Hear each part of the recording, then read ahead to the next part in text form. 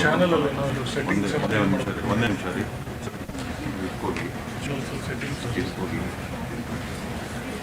ಕೆಳಗಡೆ ಬನ್ನಿ ಏನೇನು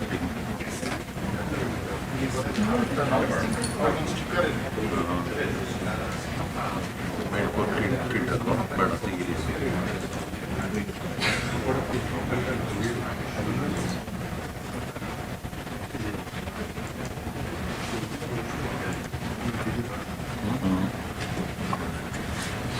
ಏನೋ ಬೇರೆ ಪ್ರಾಬ್ಲಮ್ ಇದೆ ಮಾಡೋಣ ಇದರಲ್ಲೇ ಓಡಿಸ್ತಾನೆ ನೀವು ಇದು ಮಾಡ್ಕೊಂಡು ಬೇರೆ ಲಿಂಕ್ ಕಳಿಸ್ತೀನಿ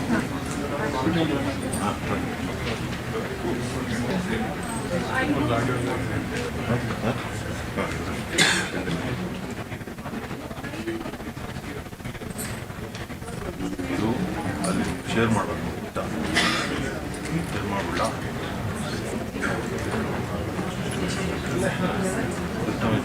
ಶೇರ್ ಮಾಡಿ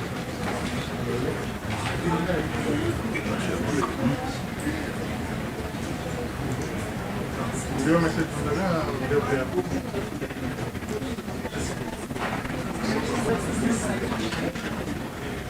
ಬಂದಿದೆ ಈಗ ನಾನು ಇದು ಮಾಡಬೇಕು ಸರ್ ಇದು ಬನ್ನಿ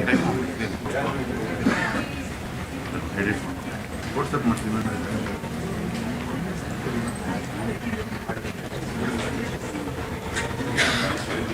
ಸೈಕಲ್ ಕೊಡಿಸ್ಬೇಕಾ ಇಲ್ಲ ಆಮೇಲೆ ನೋಡೋಣ ಮಾಡ್ಬೋದು ಏನು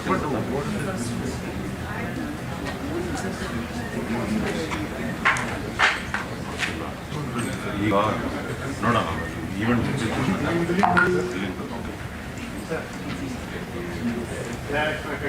ನೀನು ಮತ್ತೆ ಹೋಗ್ಬೇಕಾ ನನಗೆ ಒಂದ್ಸಲ ಆದ್ಮೇಲೆ ಆಯಿತು ಬಂದರೆ ನಮಗೆ ವಿಡಿಯೋ ಮೆಸೇಜ್ ಪಿಕಪ್ ಅದು ಮಾಡ್ತೀನಿ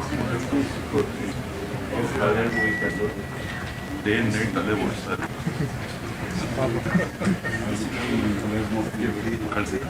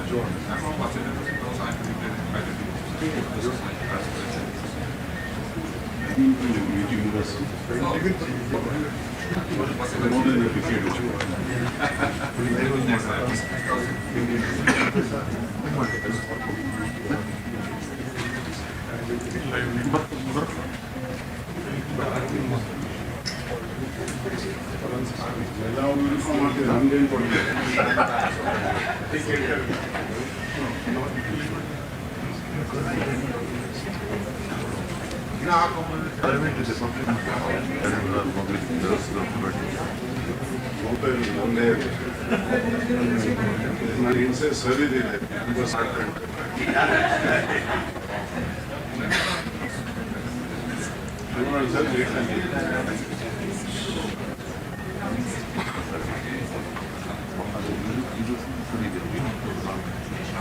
ಒಂದು ಚೆಕ್ ಮಾಡಬಹುದು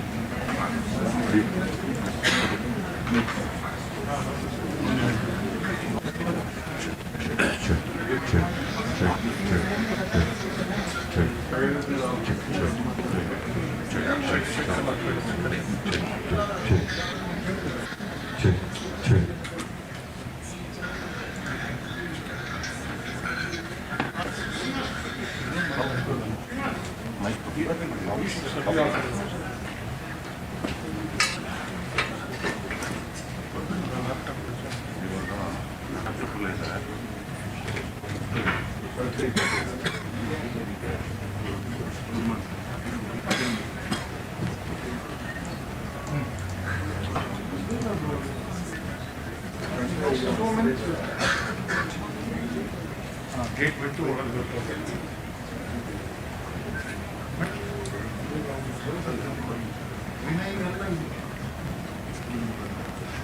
ಬರ್ತಾರಲ್ವ?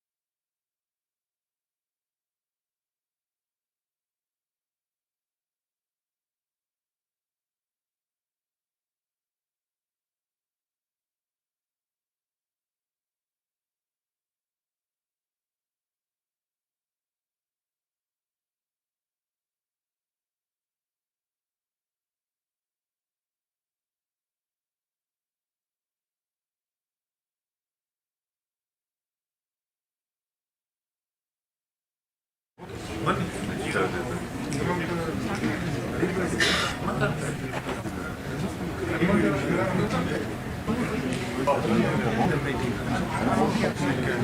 ಇದು ಎಲ್ಲ ಮಾತಾಡ್ತೀವಿ.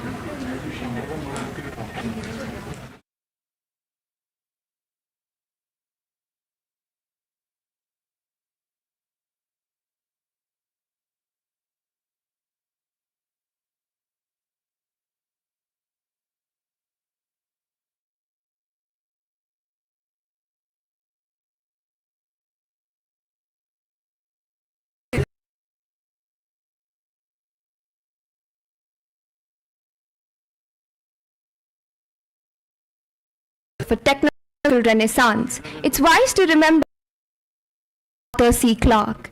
Any advanced technology is indistinguishable from magic.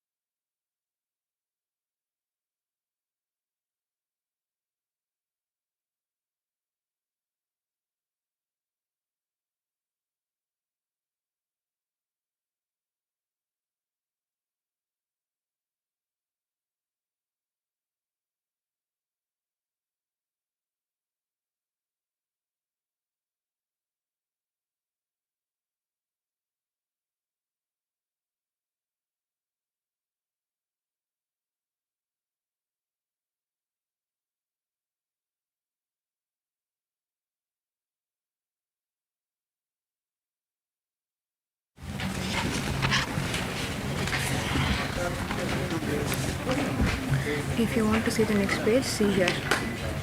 Okay.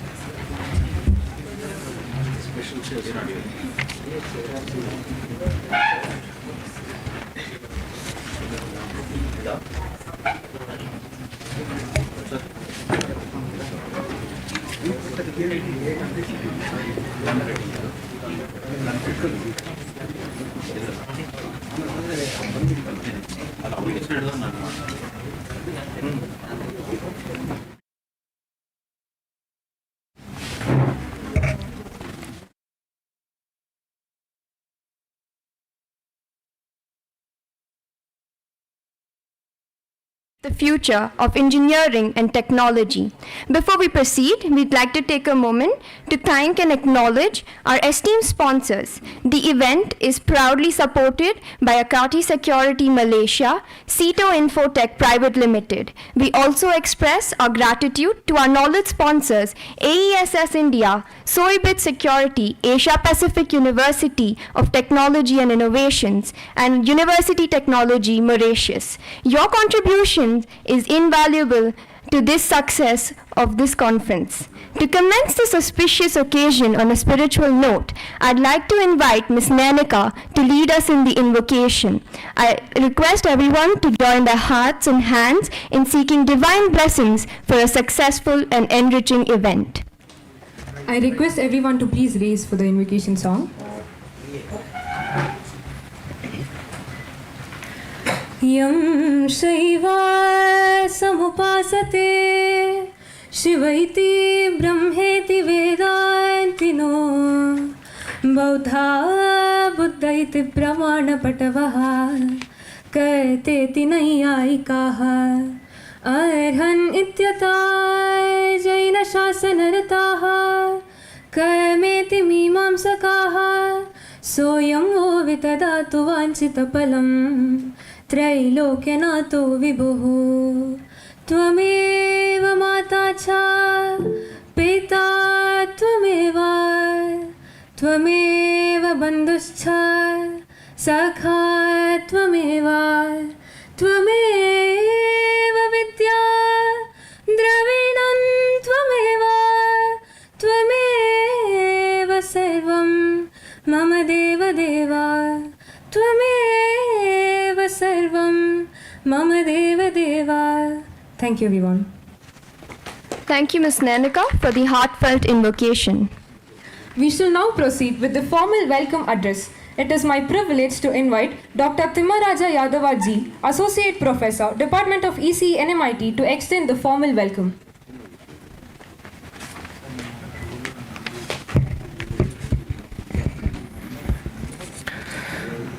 Respected dignitaries on the dais, deans, heads of the departments, my dear colleagues and participants, a very good morning to one and all present over here. I am Dr. Timaraja Yadavaji, Associate Professor, Department of Electronics and Communication Engineering, NMITCON Institute of Technology, Bengaluru. I feel delighted to welcome the gathering for the inauguration of 2nd IEEE International Conference on Networks, Multimedia and Information Technology, NMITCON 2024, in association with IEEE Bangalore section, organized by NMITCON Institute of Technology, Bangalore, on 9th and 10th of August 2024. I feel privileged to welcome our today's chief guest, Dr. John M. Corchado, Rector, University of Salamanca, Spain. He has accepted our invitation as a chief guest and very much keen to take part in this conference to deliver the inaugural address. I request our principal, Dr. H.C. Nagaraj sir, to welcome our chief guest with a knowledge bouquet.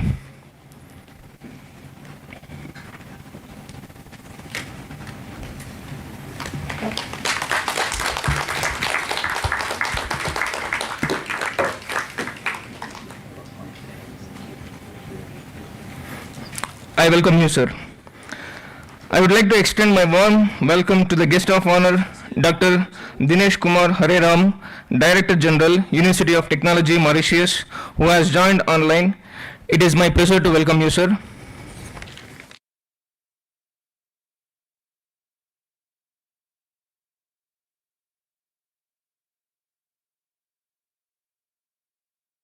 Dr. Irunori Washijaki, 2025.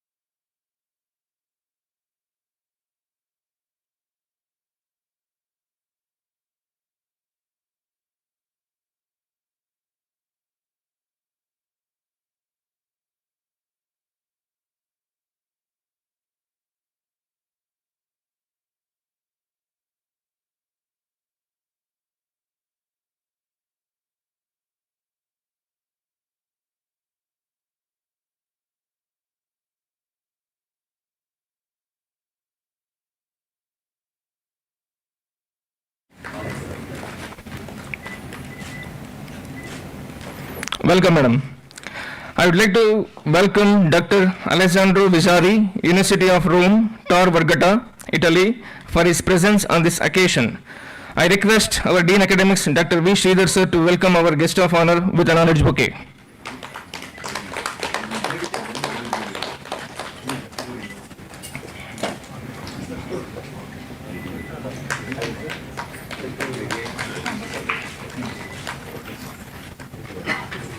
It is my pleasure to welcome you, sir. I also welcome today's keynote speakers, Mr. Abhilash Manu, Assistant Director, Ernst & Young, and Mr. Sunil Subedar, Founder and CEO, Soybit Cyber Security, Netherlands, Europe. Welcome you, sirs.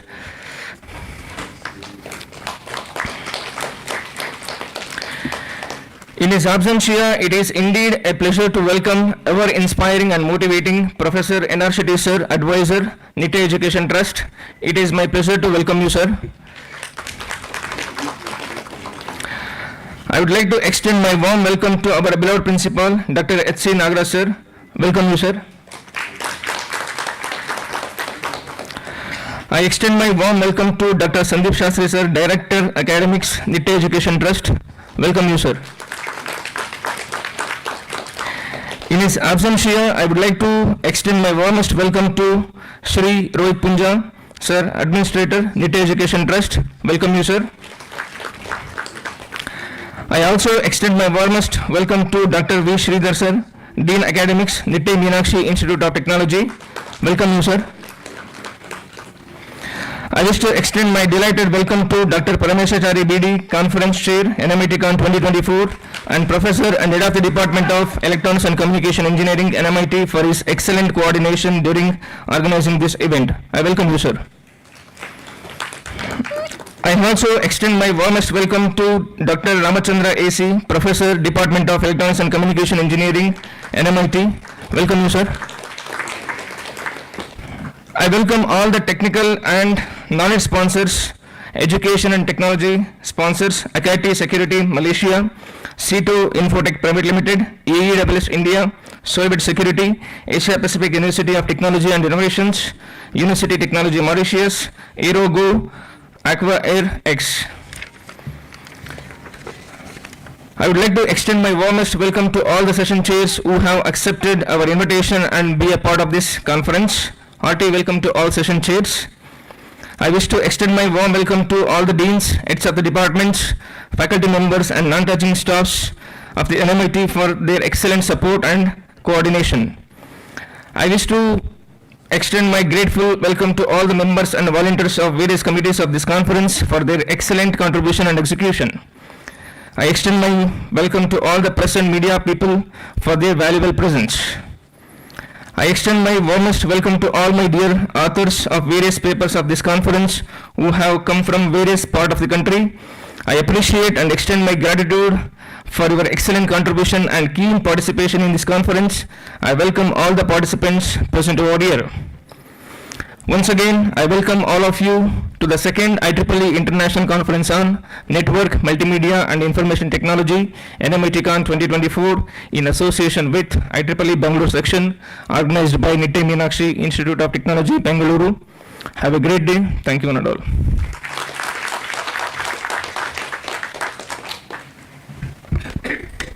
Thank you, Dr. Timaraja, for your gracious welcome. As we move forward, we shall partake in the lighting ceremony of the lamp, symbolizing the dispelling of ignorance and illumination of knowledge.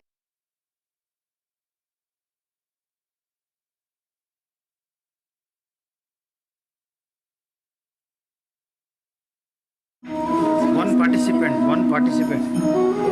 Only one participant. Announce.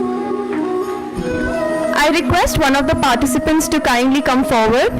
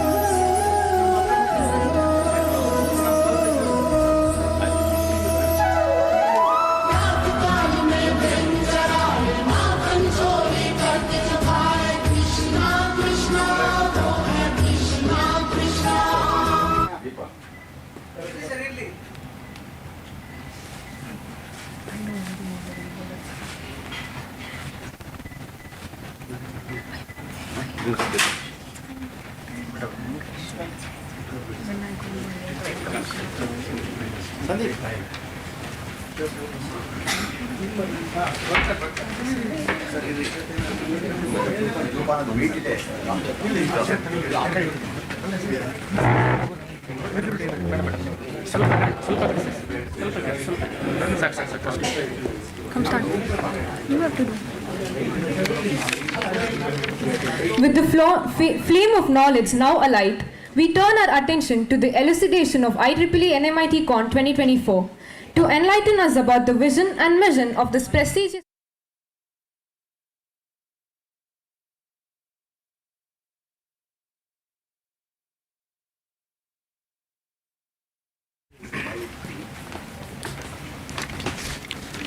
Very good morning to one and all present here. Respected guests on the dais, ladies and gentlemen, IEEE members and my fellow participants. It is with the immense pleasure and pride for NMIT, NMITCON Institute of Technology, Bengaluru, to host the second IEEE International Conference on Networks, Multimedia and Information Technology, popularly known as NMITCON 2024, in association with IEEE Bengaluru section. This conference has been a year-long journey of dedication, collaboration and innovation, and I am thrilled to share the highlights of this remarkable endeavor with all of you. The conference themed around convergence of networks, multimedia and information technology stands as testament to the rapid advancements in these fields that have revolutionized the way we connect, communicate and create.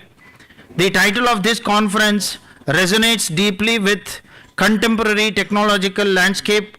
Networks serve as backbone of our digital world, while multimedia enriches our experience and information technology propels us towards the interconnected future. This synergy have paved the way for a new era of possibilities, and our conference has been a platform to explore, discuss and shape these transformative trends. With the esteemed presence of Dr. John University of Salamanca, Spain, Dr. Hironori, University of Japan, Dr. Alexandro Vasari, University of Rome, Italy, and Dr. Hibani Saini, scientist, URO Satellite Center, ISRO. This event has truly become a melting point of knowledge and ideas. Let us have bird's view of IEEE NMITCON 2023. The AICTE sponsored the IEEE International Conference on Network, Multimedia and Information Technology, organized by NMITCON Institute of Technology, held on 1st and 2nd September 2023, was an astounding success. Dr. T.G. Sitaram, Chairman, AICTE New Delhi, inaugurated the event, in which the following were the guests of honor: Mr. Thomas M. Coggin, President, Coggin Associates and 2024 IEEE President USA; Dr. David Camacho, from Technical University of Madrid, Spain; Mr. Jyotika Atawale, 2024 IEEE Computer Society President USA. In a nutshell, IEEE NMITCON 2023 succeed in gaining global attention, which was flooded with 2,800 plus submissions, out of which more than 1,000 were from overseas. It is a matter of pride to mention that 285 papers were published in IEEE Explore on 17th October 2023, along with the getting of indexed in Scopus. Now I would like to share a few insights about the IEEE for those who are not familiar with it. We know that IEEE is the world's largest association of technical professionals with more than 450,000 members in over 160 countries around the world. Association with technical professional body will help in receiving recognition by accredited bodies like NBA and NAC. IEEE membership benefits for students: exciting contests, award and scholarship, travel grants, project funds to attend top technical conference around the world. Once we become IEEE member, we have opportunity to become volunteer and give back to the society. In IEEE, there are 39 technical societies representing the worldwide range of IEEE technical interests. All the IEEE is not only limited to CSE or ECE. All branches of engineering and event management people can also join IEEE and can start various society chapters. NMIT 2024 proved to be very popular across the globe by attracting around 2,500 plus submissions, out of which 500 plus are from international participants, namely USA, UK, Germany, Spain, Italy, Australia, China, Philippines, Sri Lanka and many more. We are also proud to say that we received the papers from IISc, IIT, NIT, BEL, ISRO, DRDO and NL also. The conference committee had a difficult task in selecting the final papers. A total of 260 papers were accepted for presenting to NMITCON 2024. The acceptance rate is around 11%, which is again the benchmark in IEEE. IEEE is known for quality. We should continue this type of scrutiny process to maintain the quality of accepted papers. Totally 26 offline and online sessions will be organized for the paper presentation. These sessions will be chaired by international and national experts from both academic and industrial background. As we reflect on this enriching journey, let us not forget the key takeaways that we carry from this conference. Beyond the dissemination of knowledge, we have fostered collaboration beyond the geographical boundaries. Our interconnection with international experts, eminent speakers, and fellow researchers will ignite new ideas and avenues for cooperation. I deeply extend my heartfelt gratitude to management of NMITCON Institute of Technology, especially our beloved principal, Dr. H.C. Nagaraj sir, Mr. Rohit Prunja, Administrator, Director Academic, Dr. Sandeep Shastri sir, and our Dean Academic sir, Dr. V. Sridhar, who have helped encouraged us to work towards IEEE Forum. I also sincerely thank all the contributors, participants, sponsors, and partners who have made this conference a resounding success. As we move forward, let us carry the spirit of collaboration, innovation, and continuous learning that this conference has embodied. Together we can drive positive change and make strides in fascinating the world of networks, multimedia, and information technology. I once again thank everyone for joining the conference and for making it a grand success. Thank you all. I also thank people who have joined online. Thank you all. Thank you very much. Thank you, Dr. Ramachandra, for your insightful exposition. We now proceed to the ceremonial release of the conference proceedings. I request Dr. Manjula BM and Dr.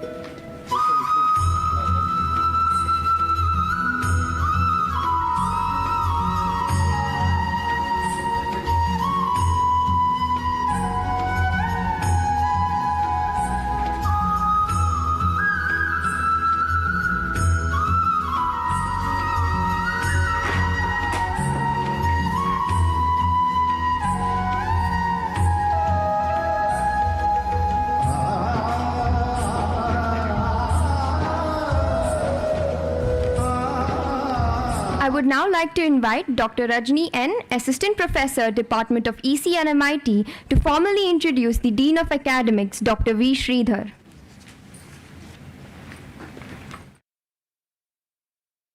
Morning to one and all present here.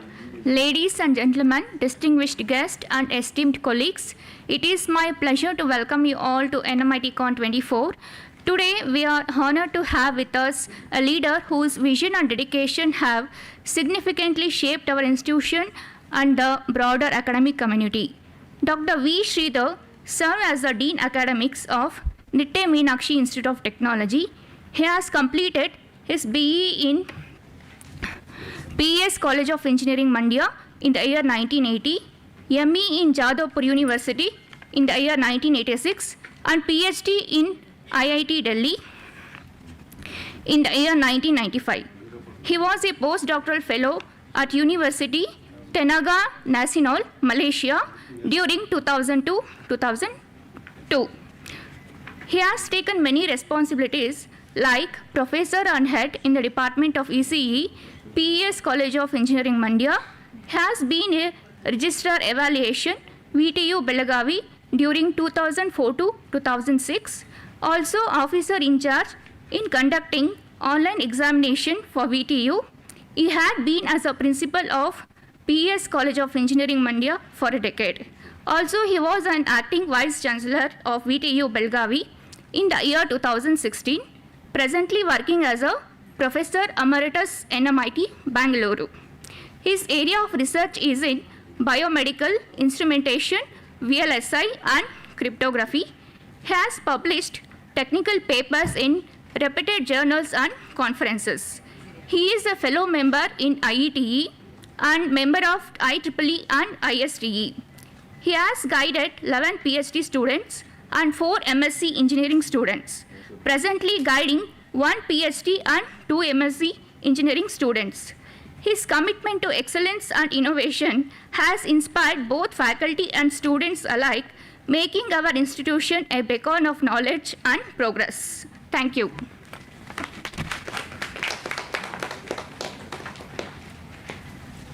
We now have the honor of inviting Dr. V.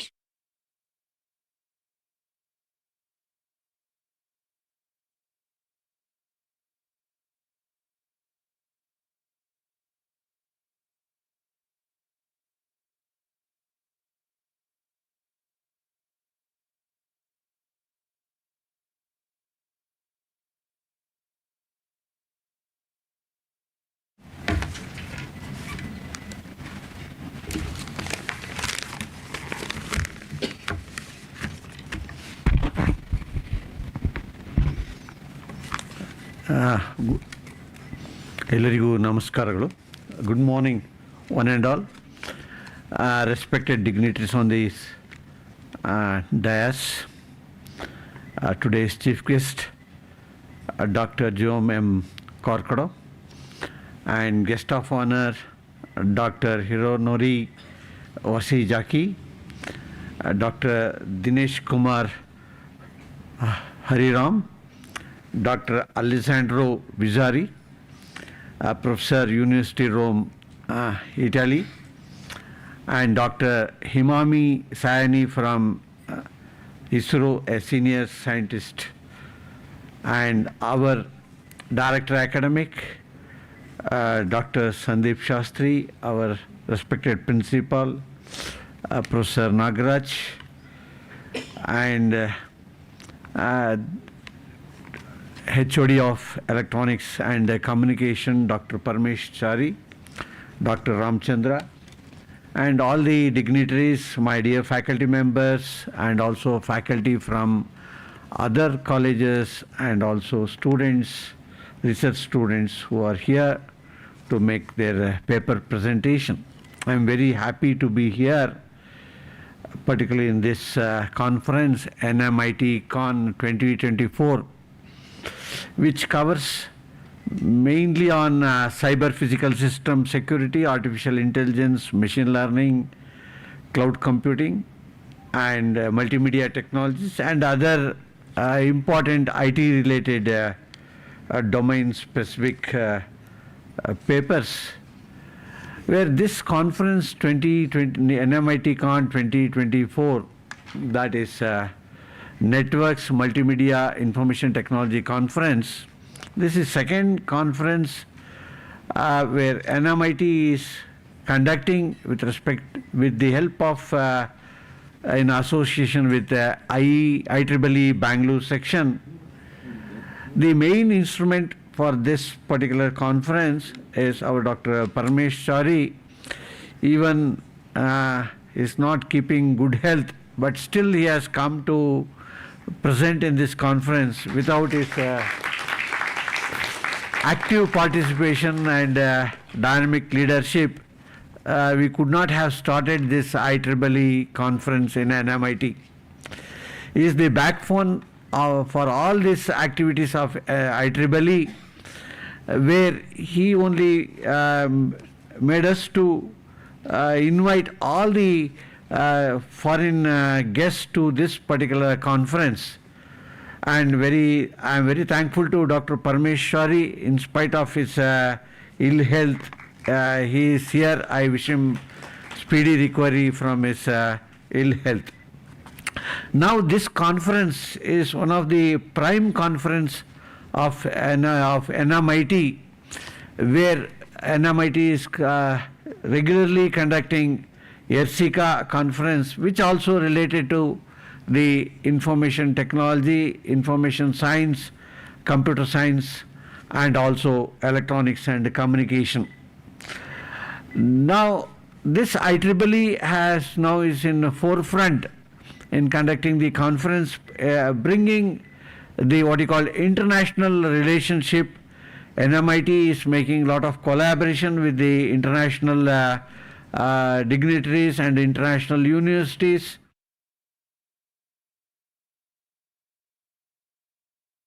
We had a what you call a 5 days workshop on 5G and beyond. Dr. Alessandro Vizzari, he gave a very beautiful workshop to our faculty members and students, and where the students from the outside NMIT also participated, faculty also participated. Why I am saying is this NMITCON is instrumental in bringing lot of the foreign delegates into NMIT for having a interaction, academic interaction, and also collaboration. This particular NMITCON 2024, now we received more than 2,800 papers. In that we accepted 245 papers, and number of tracks today, that is today and tomorrow, we'll have 23 tracks. International papers around 80, local papers 165. Earlier we conducted the NMITCON during September 1 and 2, that is NMITCON 2023. Again in that conference also we received 2,800 plus papers, and we accepted around 291. We kept around 23 tracks, and international participants were 50 and local participants 241. Now our goal of this NMIT is to promote scientific information interchange to create an environment where young researcher can find potential research problem and prospectus in their respective field. This conference is a testament to our commitment to advancing knowledge, nurturing innovation, and supporting the next generation of technical pioneers. Now, India, just I want to have a what you call a landscape of IT research in India. Particularly in India, we are very much particular about the research. We are concentrating research on artificial intelligence and machine learning, quantum computing, cyber security, cloud computing and edge computing, 5G and next generation networks. In India, we are very much, our government is also very much particular about the digital India and e-governance, and government is also encouraging to do lot of research and also startup in digital India projects and e-governance. And healthcare IT, healthcare with information technology is one of the forefront where we are applying this IT technology with the help of satellite for the healthcare purpose, and government of India is very keen in promoting the healthcare using IT technology, and they are making our education institution also to participate in the development and research in healthcare technology. Next is the startup and innovation. India is vibrant startup ecosystem in contributing IT research, particularly in emerging technologies like blockchain, fintech, educational technology, in collaboration with academia, industry and startup, fostering innovation. This is very much needed, and the challenges what we are now facing is talent shortage. There is a demand for skilled researcher in emerging technology fields, and that to be supplied by this education institution, particularly engineering college. Another main challenge what we are all facing is ethical and regulatory concern. The rapid advancement in AI, data privacy and cyber security raises ethical and regulatory challenges that require comprehensive framework. And collaboration, next is a collaboration barriers. International collaboration is essential for progress, but geopolitical tension and regulatory difference can pose barrier. Now our aim is to bring academicians from the international forum and to participate in our academic development and research, where NMIT is mainly focused on having a collaboration and partnership research, and particularly the Department of Electronics and Communication, Information Science, Computer Science Department, AI, ML, AIDS, they are forefront in establishing the collaboration with the foreign university, and we are doing a extensive research and publishing lot of collaborative research papers in this area. Therefore, this particular conference, NMIT conference, will boost the morale of our researchers in publishing the papers, and where it will be indexed in Scopus also, and it will help our researcher to become a good researcher and also establish themselves in promoting the research, and to join hands with the foreign university professors and academicians to do collaborative research. I wish you all the best in these 2 days, today and tomorrow. I expect all the researchers will participate in their publishing their papers and also presenting and also having a good interaction and giving their inputs to the researcher, and where our there will be experts. We have invited a number of experts locally, where they will be here in each sessions. They will be chairing, they will giving the feedback, and today and tomorrow there will be a celebration from the academicians, particularly to motivate our researchers. I wish you all the best. Good luck for the NMITCON 2024. Thank you, sir. It is now my honor to introduce our esteemed chief guest, Dr. Juan M. Corchado. I request Dr. Manjula.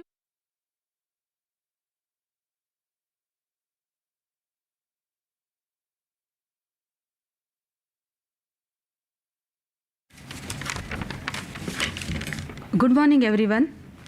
It's my great honor to introduce Dr. Juan Manuel Corchado to NMITCON 2024. Dr. Corchado is a rector and full professor with a chair at the University of Salamanca, where he has twice served as Dean of the Faculty of Science. Since January 2015, he has also been a visiting professor at the Osaka Institute of Technology and University Malaysia, Kelantan. Dr. Corchado is the director of European IoT Digital Innovation Hub and BISITE Research Group, which is founded in 2000, specializing in bioinformatics, intelligent system, and educational technology. Additionally, he serves as a president of the AIR Institute and has held the position of president of IEEE Systems MAN and Cybernetics Spanish chapter. We truly honored to have you here, sir. Thank you.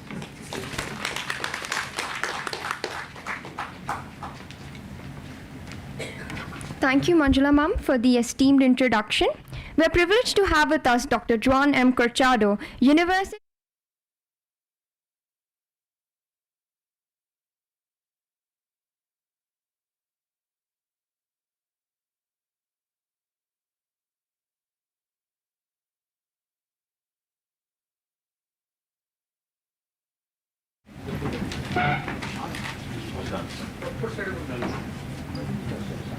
The typical Indian tradition of honoring our guests. Whenever you see this, you will remember visit to India. This is the typical Minnesota fabric. This is what the king used to wear. So, the palace. Take it back. This will give it back.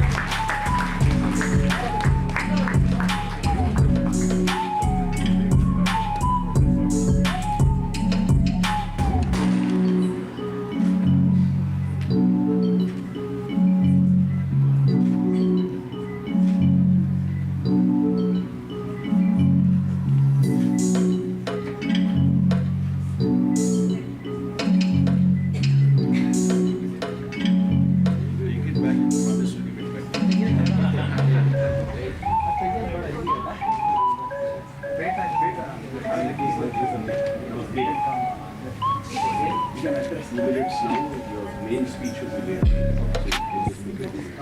We now invite Dr. Juan M. Corchado to deliver the inaugural address.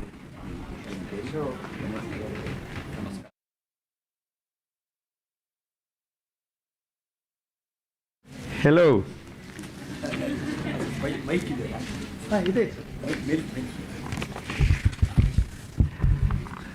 I never fell before as a king, so this is impressive to me, being here with all of you in this auditorium. So thank you very much for inviting me and for inviting me to this second IEEE conference of Network, Multimedia and Information Technology. NMITCON 2024 it's been organized by the NITE Meenakshi Institute of Technology in Bengaluru, which is amazing recognized university worldwide, and it's for me really an honor as well as a pleasure to be here with all of you. This conference is highly significant because its aim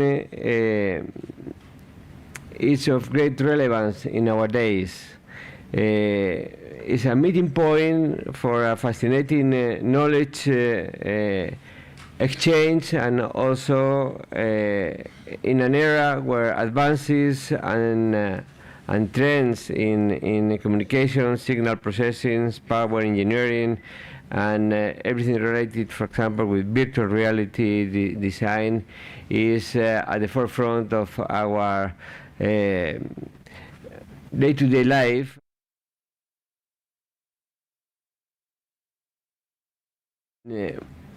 Technology that is changing and driving us to a new era.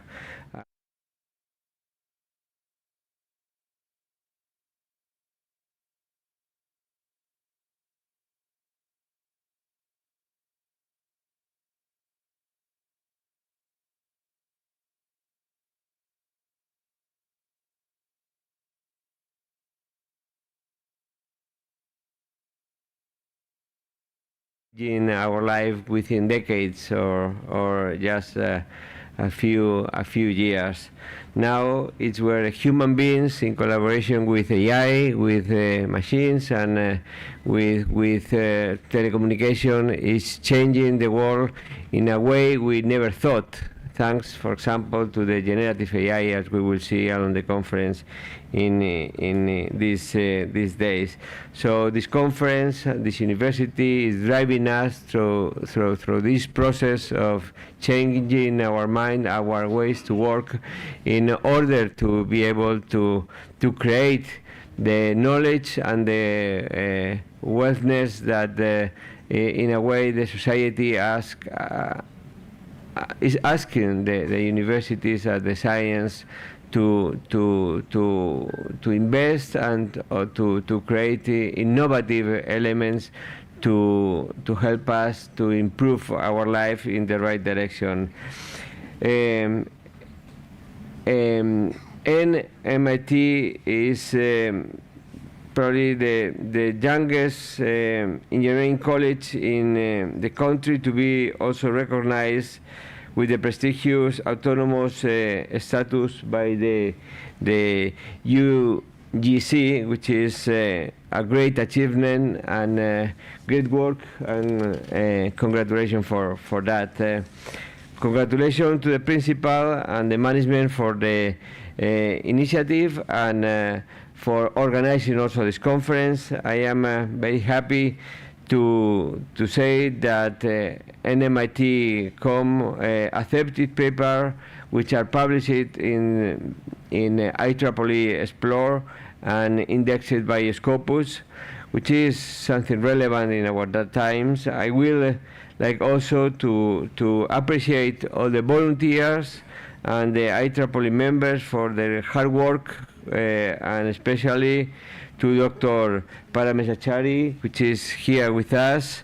I see you very well. This is very good. And also I would like to thank you. You are our hero, and to see you very well and fully recovered. But please rest, and although you will enjoy this ceremony, then take your time to fully recover. We will see you and to keep the level of work you are doing every day for all of your students, people, your scientists, and for the science and for this university. Thank you very much. Thank you. Thank you, Dr. Corchado, for your enlightening words on the advancing technology which is poised to bring about significant change in our daily life. We truly appreciate your presence. We shall now have the honor of hearing from our guest of honor. I invite Dr. Rajesh N.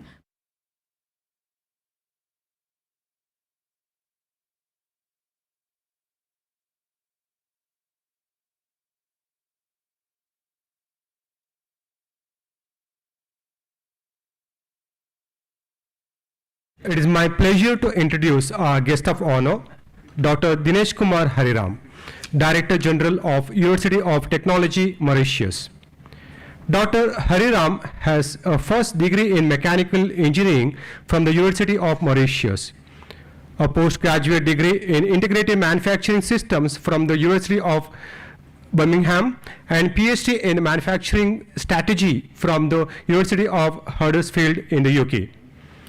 He is a member of the Institution of Engineers, Mauritius, and Institution of Engineering and Technology in the UK. Dr. Hariram began his career as an academician in the Mechanical and Production Engineering department at the University of Mauritius. He has served as head of the department, dean,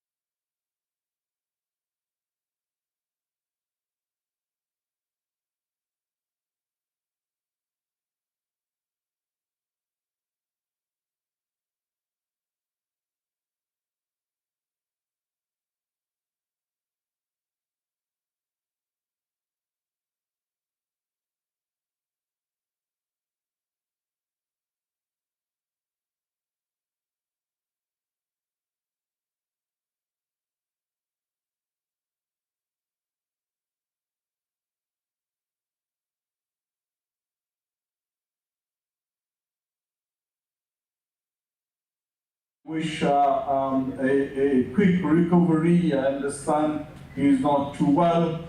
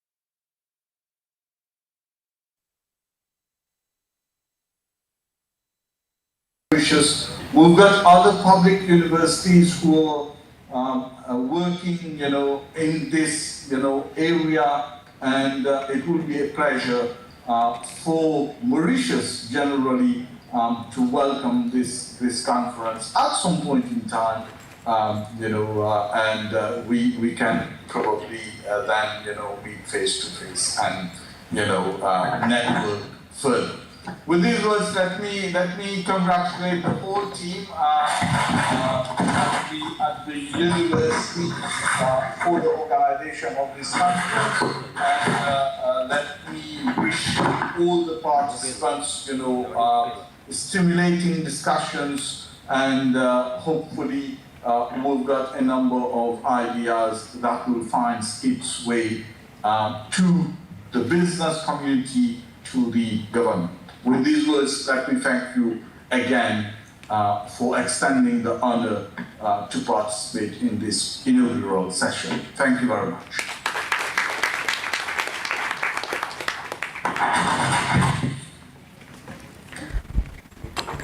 Thank you, Dr. Dinesh Kumar, for your kind words of motivation to all the participants present here, and thank you for your illuminating address. I now request Dr. Rekha Padake, Associate Professor, Department of ECE NMIT, to introduce our next distinguished guest, Dr. Hironori Washizaki.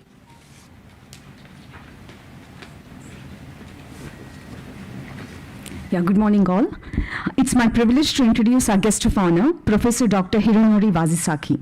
He is a professor and associate dean of the Research Promotion Division at Waseda University in Tokyo and a visiting professor at the National Institute of Informatics. He also works as an outside director of XMotion.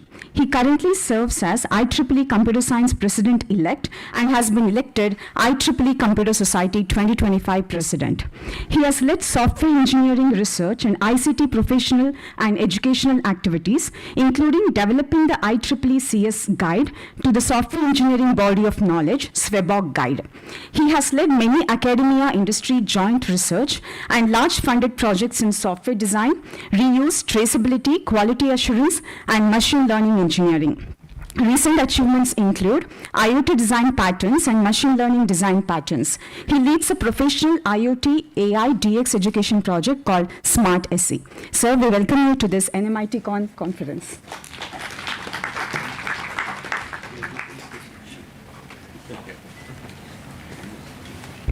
We shall now have the honor of hearing from Dr. Hironori Washizaki, 2025 President of IEEE Computer Society, Professor at Waseda University, Japan. Felicitate.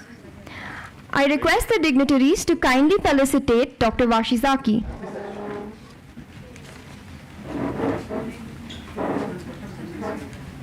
It's an honor to have you with us.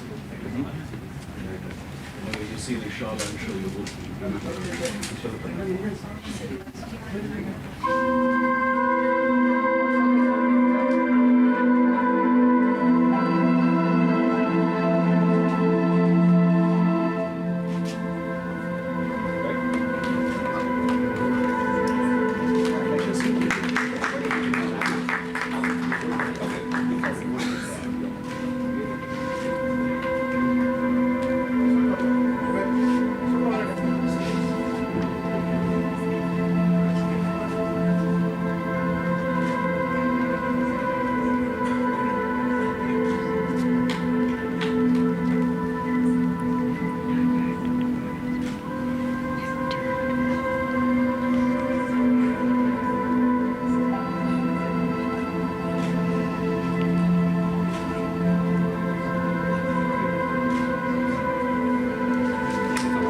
We now invite Dr. Washizaki to address the gathering.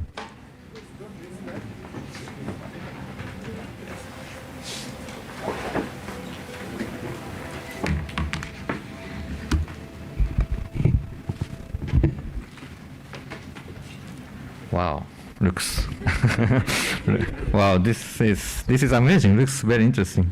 Well, I came to India many times, but this is the first time to wear this. Right. All right. So namaskara. Okay. Namaskara. So, good morning, everyone. I'm Hironori Wasizaki, IEEE Computer Society 2025 President. So, on behalf of the IEEE Computer Society, it's my great honor to welcome you to this conference, NMITCON, organized by NITU Meenakshi Institute of Technology, Bangalore, in collaboration with IEEE Bangalore section. So, the IEEE student branch at NMIT has consistently promoted learning and professional development through this kind of activities. So congratulations on such a successfully organizing this conference. So, particularly I want to speak to students and also early young professionals here and also online, because many years ago, almost like 25 years ago, I was like you. I joined a conference and also I presented my paper, and then and after that, okay, I started to support and also hosted conference, and finally I organized my own conference and also organizing computer society. So I want to speak to students and early young professionals. You keep going and keep engaged and do something what you believe in. So because IEEE and also IEEE Computer Society are always your professional home, okay? To get connected and do something and to contribute to the society and humanity by computing. So then finally, I extend my deepest gratitude to the organizers and volunteers and Meenakshi Institute of Technology, our speakers, distinguished guest panelists, and all of your attendees. Your dedication to excellence in computing is inspiring. Thank you, and I wish you all a productive and inspiring conference. Thank you.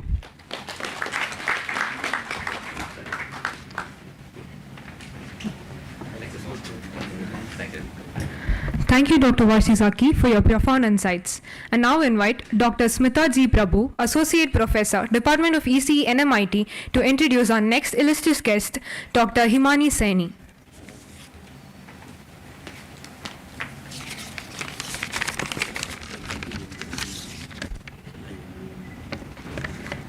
Good morning, ladies and gentlemen. It's my great pleasure to introduce our distinguished guest for today, Dr. Himani Saini. Dr. Saini is a senior scientist at the U.R. Rao Satellite Center, URSC, of the Indian Space Research Organization in Bengaluru, Karnataka. Dr. Saini holds an MS in Industrial Mathematics and Informatics from the Indian Institute of Technology, Roorkee, and earned her PhD in Mathematical Programming from the same prestigious institution. With over a decade of experience in the space domain, Dr. Saini's journey with ISRO began at the Vikram Sarabhai Space Center in Thiruvananthapuram, where she worked on launch vehicles for 3 years. She then transitioned to ERSC in Bengaluru, where she has been contributing to mission design, analysis, planning, and operations for the low Earth orbit satellites. As a mission expert, Dr. Saini has played a crucial role in various ISRO programs addressing communication needs, social obligations, and scientific missions for national requirements in areas such as remote sensing and interplanetary exploration. Her significant contributions include her involvement in over 30 Indian remote sensing satellites and 4 scientific missions. Dr. Saini's leadership and expertise were pivotal in the success of India's landmark mission, ExpoSat, dedicated to X-ray polarimetry, where she served as the operation director. She has also made major contribution to the Chandrayaan-2 and Chandrayaan-3 missions. Currently, Dr. Saini is the Deputy Project Director for the India-Mauritius Joint Satellite Mission and the Scientific Mission Disha. Additionally, she is a key team member for the human space flight mission Gaganyaan. Beyond her technical achievements, Dr. Saini is an active member of the IEEE family and various professional societies, continuously contributing to the scientific community. Dr. Saini's exemplary work has been recognized with the prestigious ISRO Award for her major contributions and excellence. Her scientific acumen, leadership, and dedication make her a motivating figure for all of us. So, ladies and gentlemen, please join me in welcoming Dr. Himani Saini.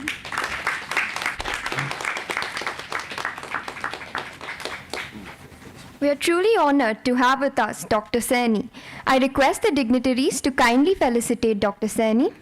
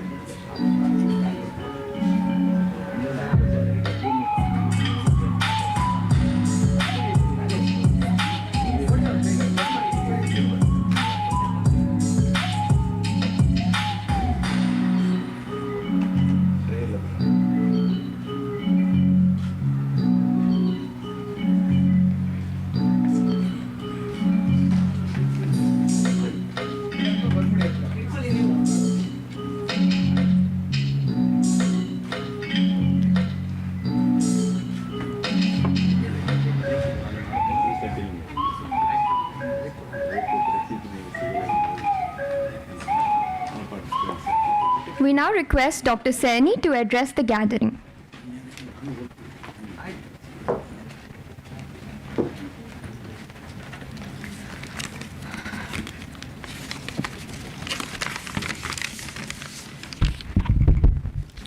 Distinguished guest, the Director NMIT, Dr. Sandeep Shastri. Yes, ma'am. Dean V. Sridhar, Parmeshwari, faculty members, dear students, and my dear friends. A very good morning to you all. I am Himani Saini, and as I am from URSC. And URSC is the lead center of the satellite technology and responsible for satellite design, conceptualization, development, fabrication, testing, launch, and in-orbit management. And I belong to the mission group. Mission is a part of is the heart of the ISRO, responsible for the whole sum of the mission design. And today, it gives me immense pleasure to be the part of IEEE conference NMITCON 2024, organized by NMIT, as I belong to the industry. But I have a special corner in my heart for academics, as I am also one of the faculty member in the IIT Roorkee. Also, NMIT conference is special for me because such kind of platform brings academia and industry, both of the sector, in the one podium. And by such platforms, students need to understand the current industry demands, and the same time, people from the industry can connect it with their roots. Now, if I talk about what is the role of the information technology in media industry, then there is no doubt that information technology has tremendous role in media industry, but there is a huge gap between both of these organizations. Due to advancement in the technology, we can conclude that IT has a great role in print, broadcast, electronic, and advertising media. But without IT, media in the current era of the information cannot survive. The electronic media utilizes higher technology than printed media to deliver its information to the communities. For example, electronic media uses radio broadcasting to spread this program to the audience in the local areas, or we can say the use of the satellite to broadcast its program to audience to several countries. The space technology has significantly influenced the media and the entertainment industry, from enabling global satellite broadcasting to offering unique opportunities. As advancement continues, we can expect even more transformative changes. In the world of the media and the entertainment, the sky is no longer the limit. The space is the new frontier. Obviously, this is the era of the IT, and IT has brought a revolution in the field of media industry. Satellite technology is a significant subset of the space technology and has been backbone of the global communication system for decades. With the advent of the satellite, television, radio broadcasting, media can be relayed across the world in real time, revolutionizing the way we consume news and entertainments.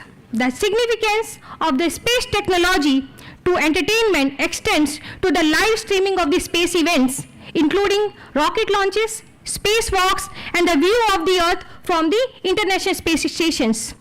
These live streams not only provide educational content, but also offer a unique form of the entertainment, attracting audience worldwide. The advent of the private space companies like SpaceX, Blue Origin, and Virgin Galactic has increased public interest in the space events. These companies use social media platforms to the live stream their launches and the other activities.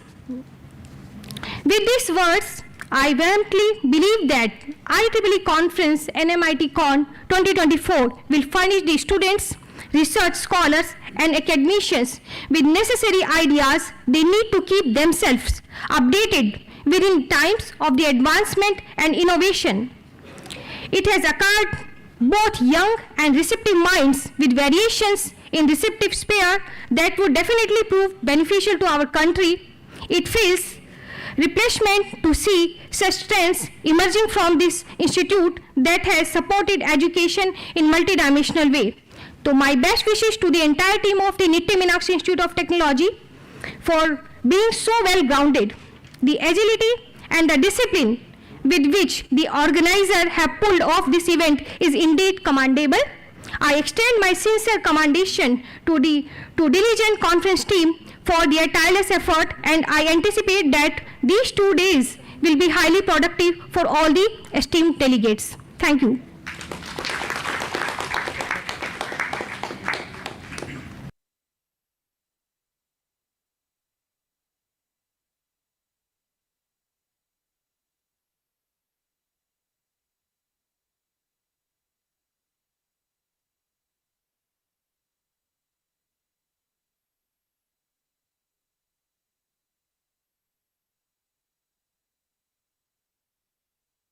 NMIT to introduce our next eminent guest, Dr. Alessandro Vizzari.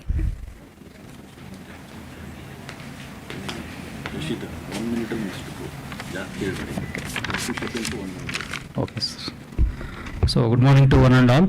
So it's my privilege to introduce today's chief guest, Dr. Alessandro Vizzari, for NMITCON 2024.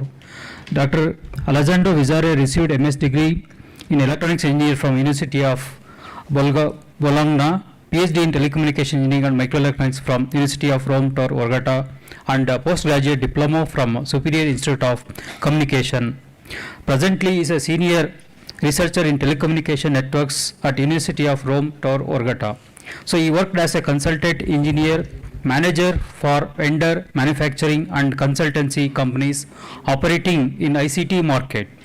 In particular, wireless networks, broadcast networks, digital transmissions, project management, so business management. So he has been manager of several international projects related to ICT technologies. His research interests include wireless and broadcast networks, radio networks planning, QoS and QoE, blockchain, digital economy, entrepreneurship regulation and standardization.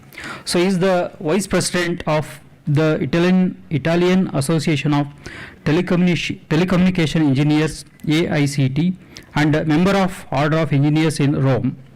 So he was the professional and career activities coordinator at IEEE Italy section. Above all, Dr. Alessandro Vizzari with us last week in our campus as a resource person for the workshop on 5G and beyond 5G, handled hands-on session for the entire week, so which was a very unique kind of workshop organized by our department. So thanks for the support, sir. We welcome you, sir, for this NMITCON 2024. Thank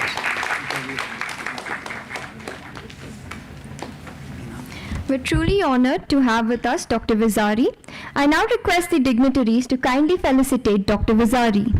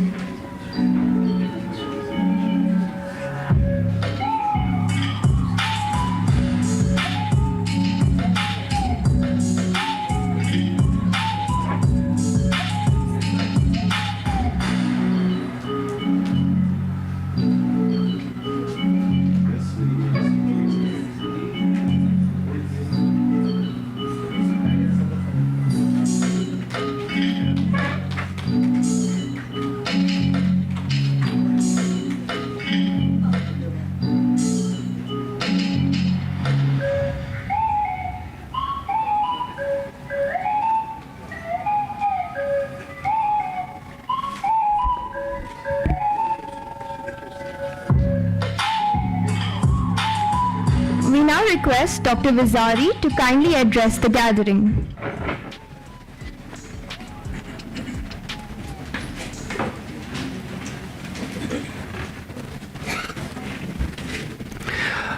Namaskara, NMIT. I'm not a king, of course. First of all, I would like to thank you, Professor Parameshwari, for this very important invitation for me. Also the principal, dean of all the governance of this beautiful college. Only a few words. I'm very honored to be here, to be present in this very interesting conference centered on ICT technologies. As we are just discussing before a few minutes ago with the president, we are in a global village.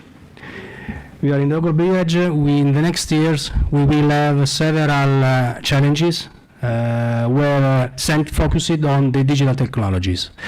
We need a very close relationship between industry and universities across the world, not only here in India, but India, Italy, India, Spain, India, Europe, USA, and so on. And this conference, thanks to NMIT, thanks to all the governance, thanks all to the Professor Parameshwari, it is happening. It is happening, this kind of exchange of ideas, researches coming from industries and in universities. A brief message for your students. We need your talent. We need your motivation. We need your passion for digital technologies. We need your creative thinking. We need your rational thinking in order to find new solutions centered on ICT technologies to solve new problems. And this conference, this college, this environment is an ecosystem, is a platform where all these things can be possible, and now that are really can be achievable for you. So I have to thank you again all for the invitation, all the people, all the management of NMIT College, and all the best wishes for the scientists, for the presenters, papers, researchers, and people coming from India. Thank you very much for the invitation. Thank you very much.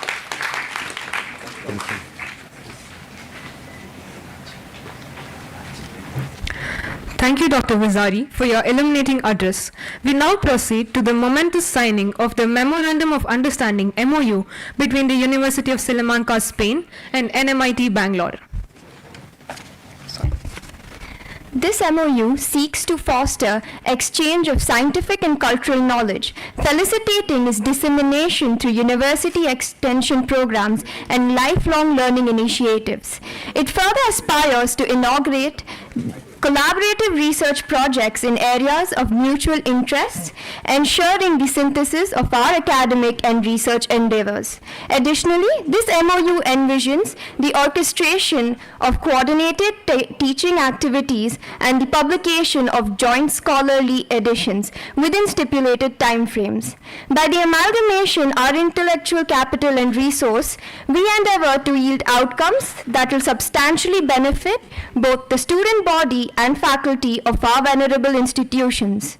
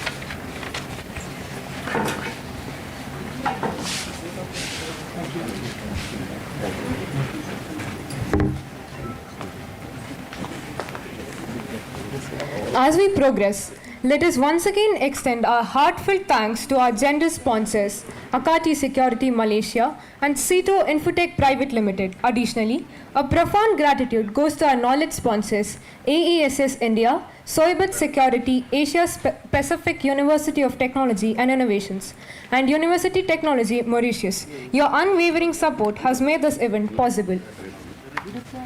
We are now honored to present special video messages from our distinguished international guests. To begin, let us experience the insightful message from Dr. David Camacho, a revered scholar from the Polytechnic University of Madrid, Spain.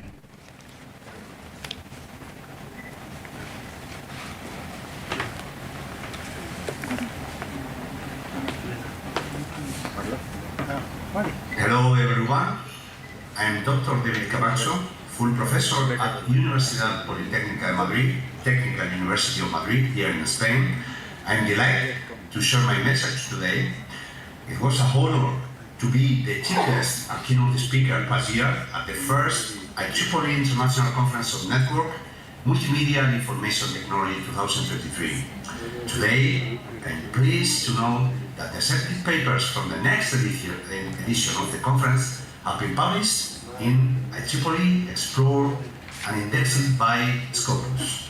I would like to express my gratitude for the hospitality provided by the principal and management of NMIT during my stay last year in Bengaluru. This year, NMIT is organizing the second IEEE International Conference, MIT Conference 2024, and also I'm the general chair of this conference. The conference is focused on practical applications rather than theoretical inputs, aligning really well with the needs of our current corporate world, companies, and society in general. I would like to extend my most sincere congratulations to the organizing team led by my very good friend and colleague, Dr. Parameshwari, the dedicated staff and the enthusiastic students of NMITCON Institute of Technology at Bengaluru. Your hard work and active participation contribute significantly to the success of such events like this next edition of NMIT Conference 2024. Thank you everyone for your great contribution, and I hope to see you very, very soon. Thank you very much to everyone. Next, we have a message from Professor Silvia, University of Saneo Benevento, Italy.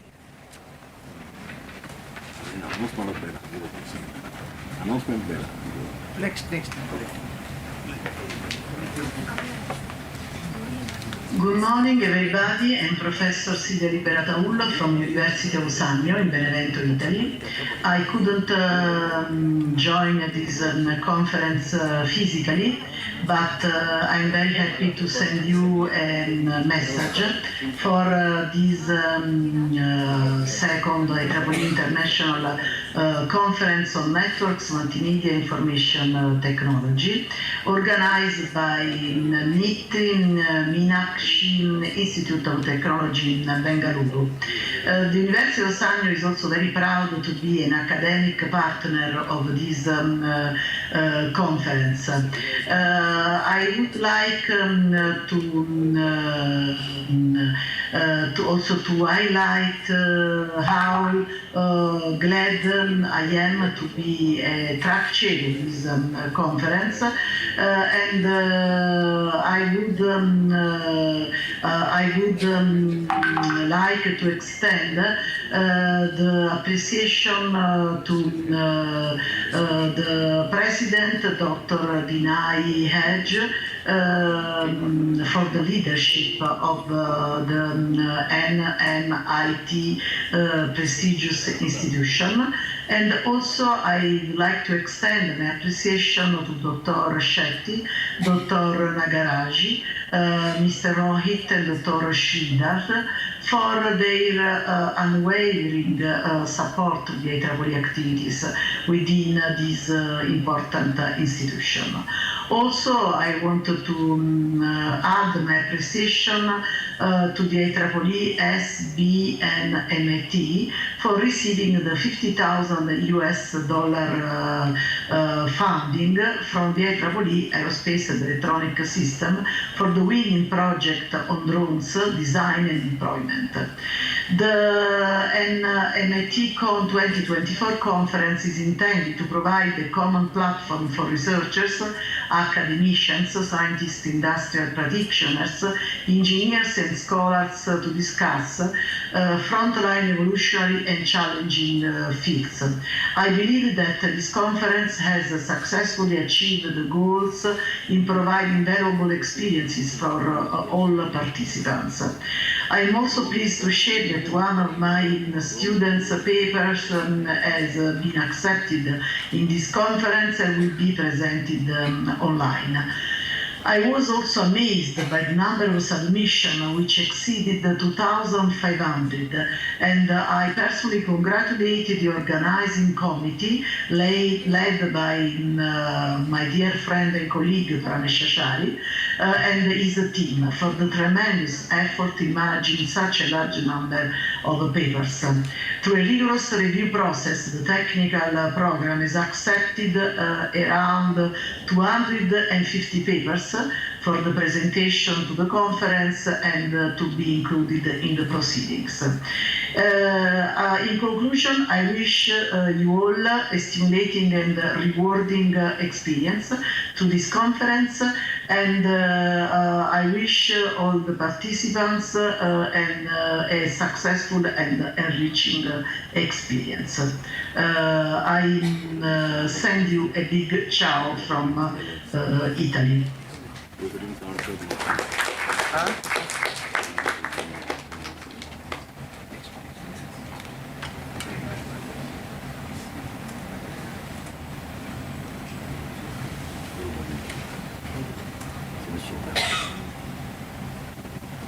Hello everyone, this is Professor Dr. Ho Jin Hwan. I'm the Vice Chancellor of Asia Pacific University of Technology and Innovation, Malaysia.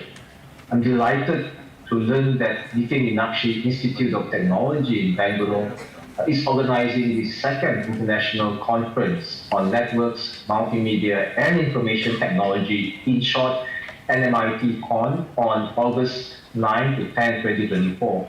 I'm also pleased that Asia Pacific University, Malaysia, is an academic partner of this very significant conference.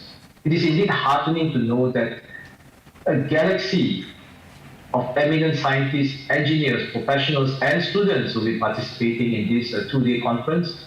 I'm confident that the conference will act as a catalyst by fostering the useful and effective interaction of ideas and exchanges. Such exchanges are essential for driving innovation and transforming our lives for the better.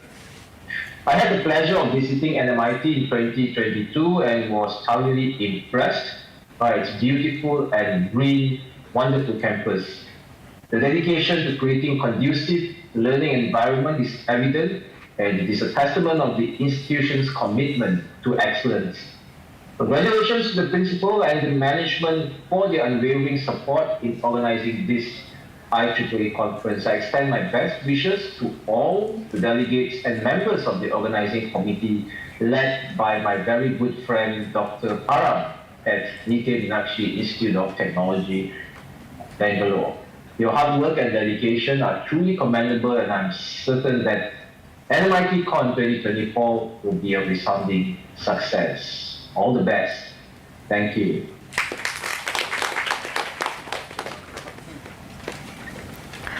I would now like to call upon Ms. Ashita V. Naik, Assistant Professor, Department of ECE NMIT, to introduce our Director of Academics, Dr. Sandeep Shastri.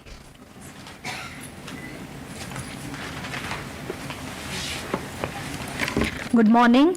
I am delighted to welcome Dr. Sandeep Shastri, Dean Academics, NITTE Education Trust. He was earlier Vice Chancellor of Jagran Lake University, Bhopal, with close to 4 decades of experience in the field of research and teaching.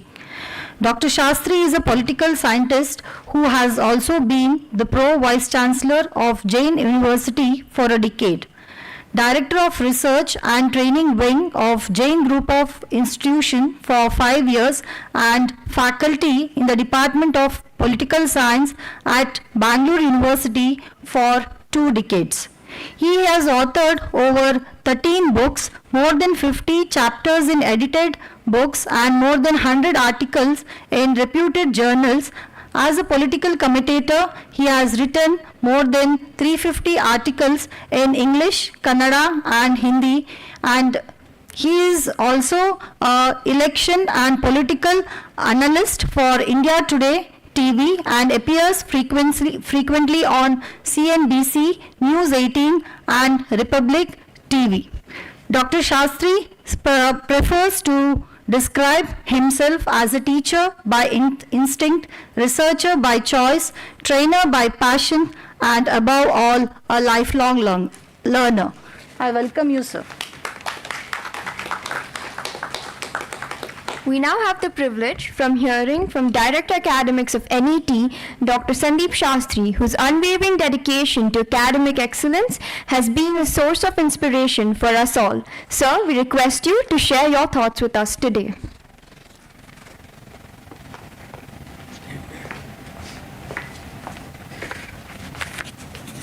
All the distinguished delegates attending NMITCon, on behalf of the institution, let me join Professor Sridhar in welcoming each and every one of you to this NMITCon conference.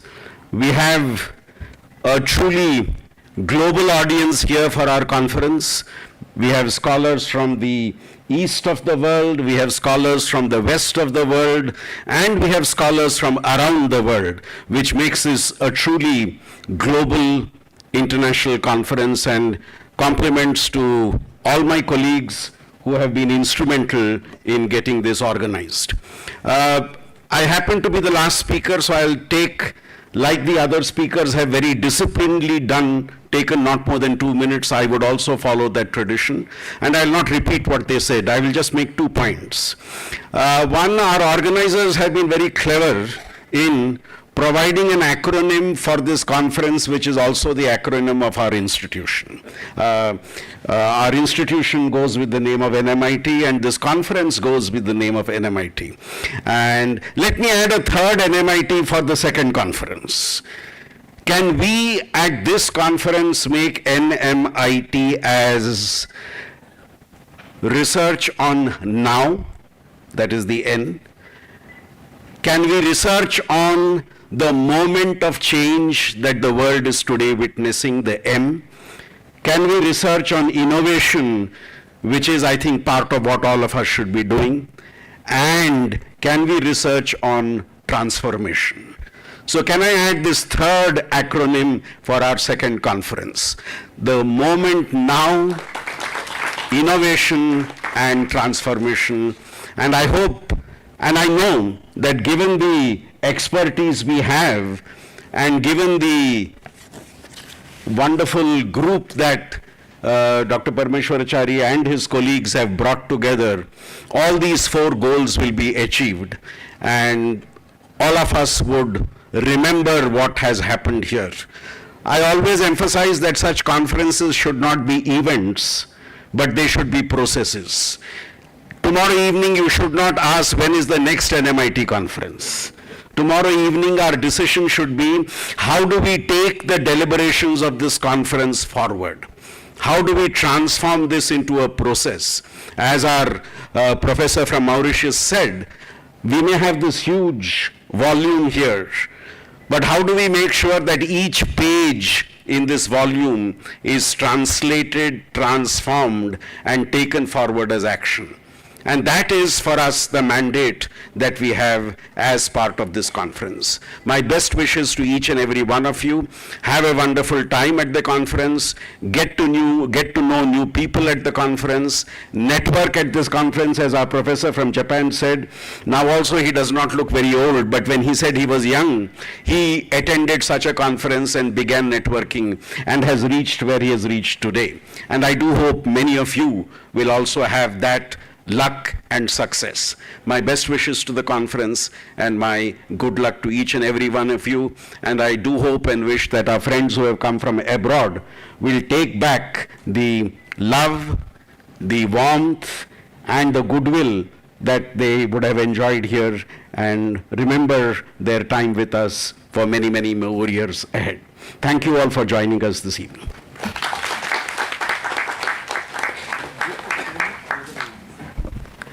Thank you, sir, for bringing the third NMIT in our second NMITCon.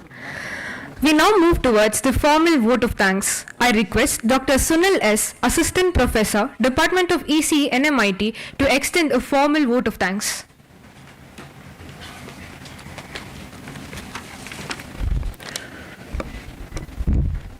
Good morning to one and all. Respected dignitaries on the dais and off the dais, I am Dr. Sunil Sarkadanawar, Assistant Professor, Department of Electronics and Communication Engineering, NMITCON Institute of Technology, Bengaluru. On behalf of the entire team, NMITCON 2024, it is an honor and privilege to stand before you to express our heartfelt gratitude.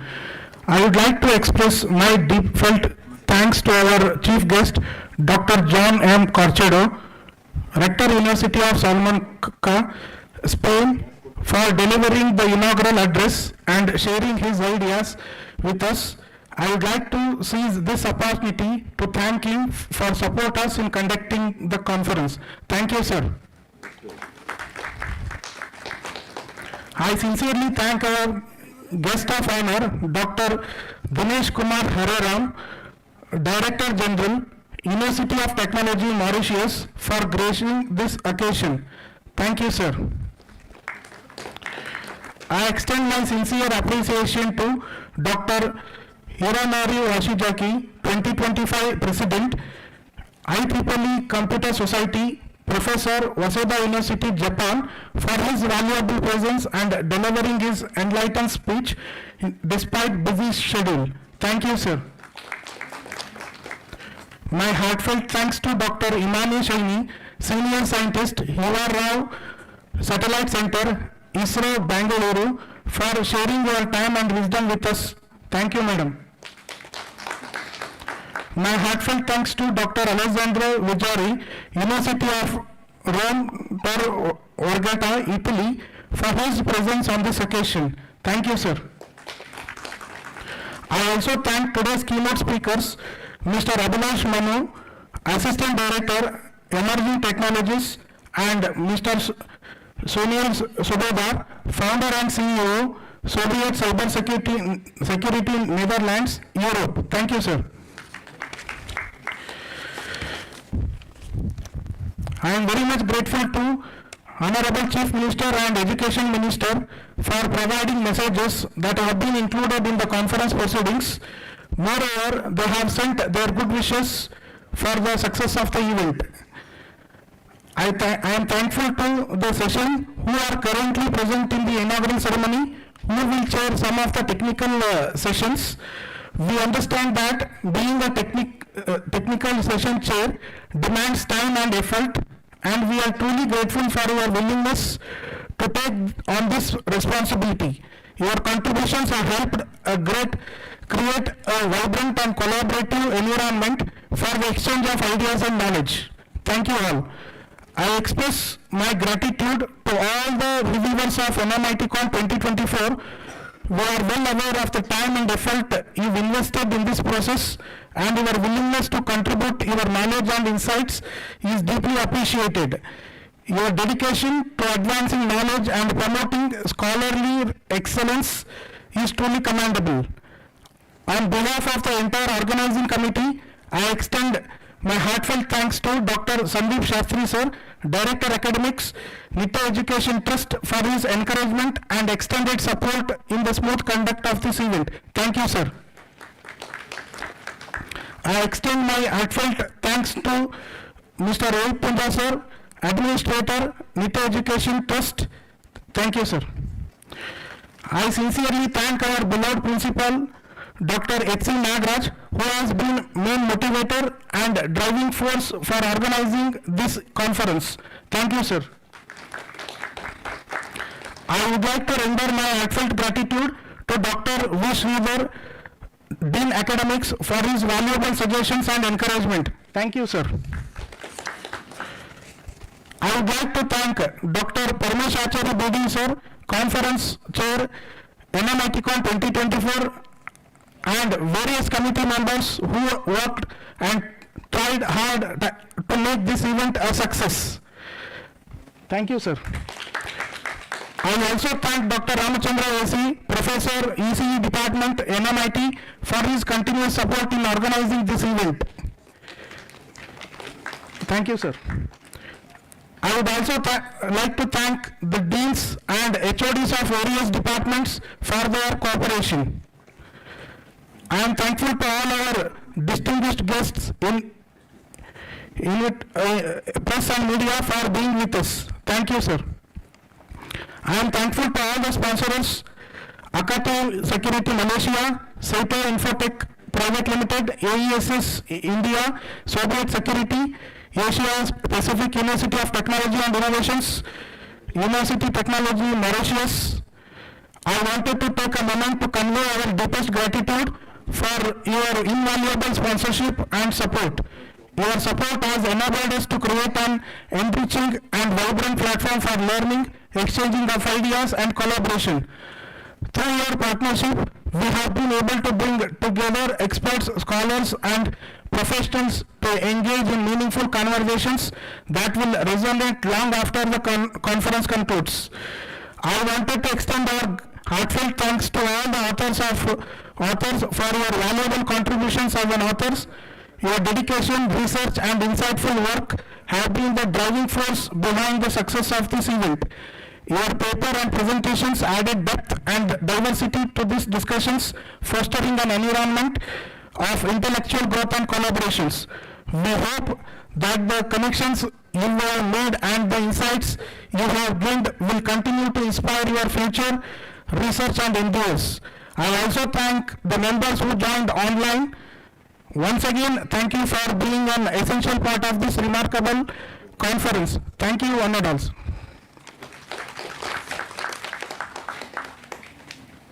Thank you, Dr. Sunil, for proposing the vote of thanks. Let us now stand in reverence for the rendition of our national anthem. I request the gathering to rise.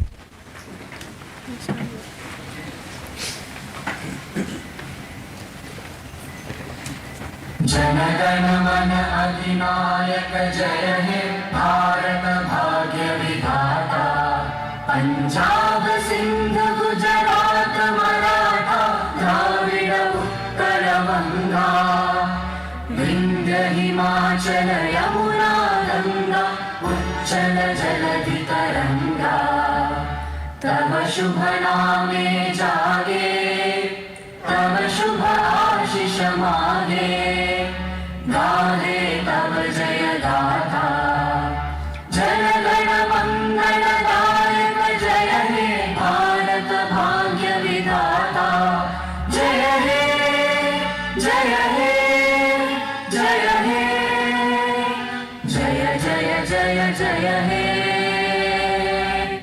Jana Gana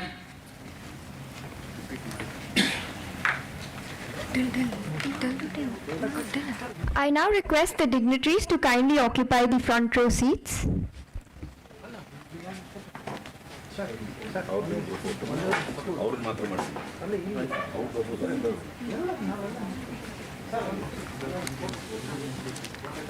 thought you were telling me to move to the front row seats.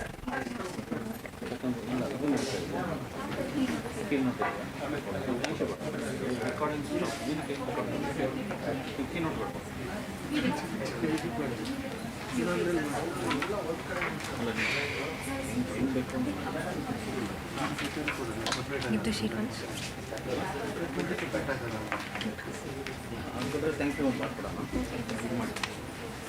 Sorry.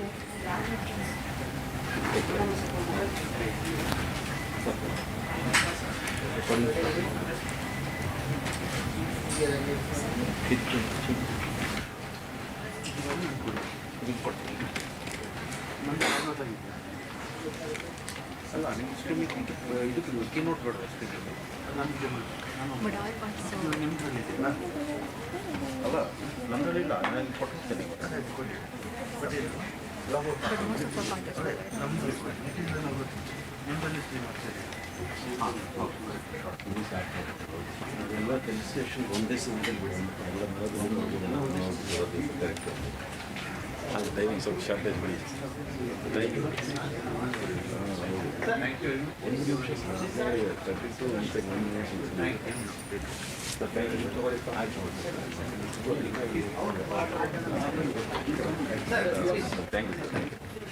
Thank you sir Your which semester? So fourth semester, both of us. Invocation was excellent. Thank you so much. Practice the Sanskrit was, It was my school prayer, sir. So both of you have done well. thank you, sir. Thank you so much, sir.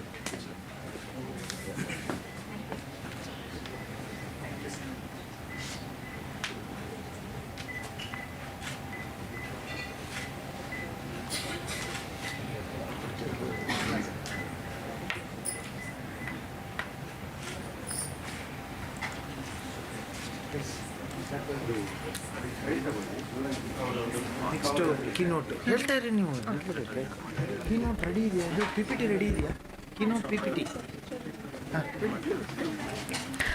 Thank you.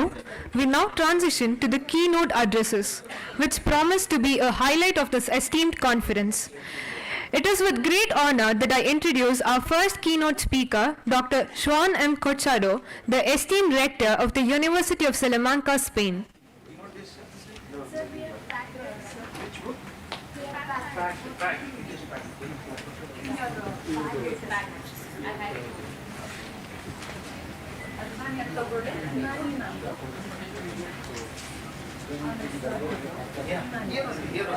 It is ready.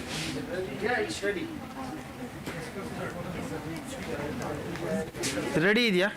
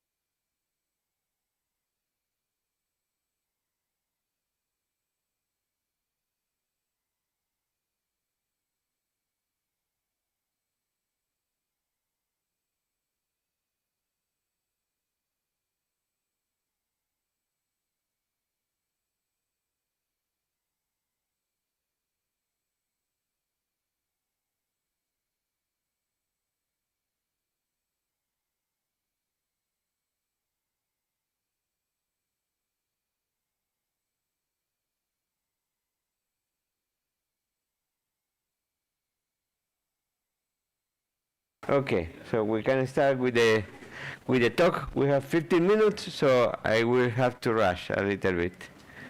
So.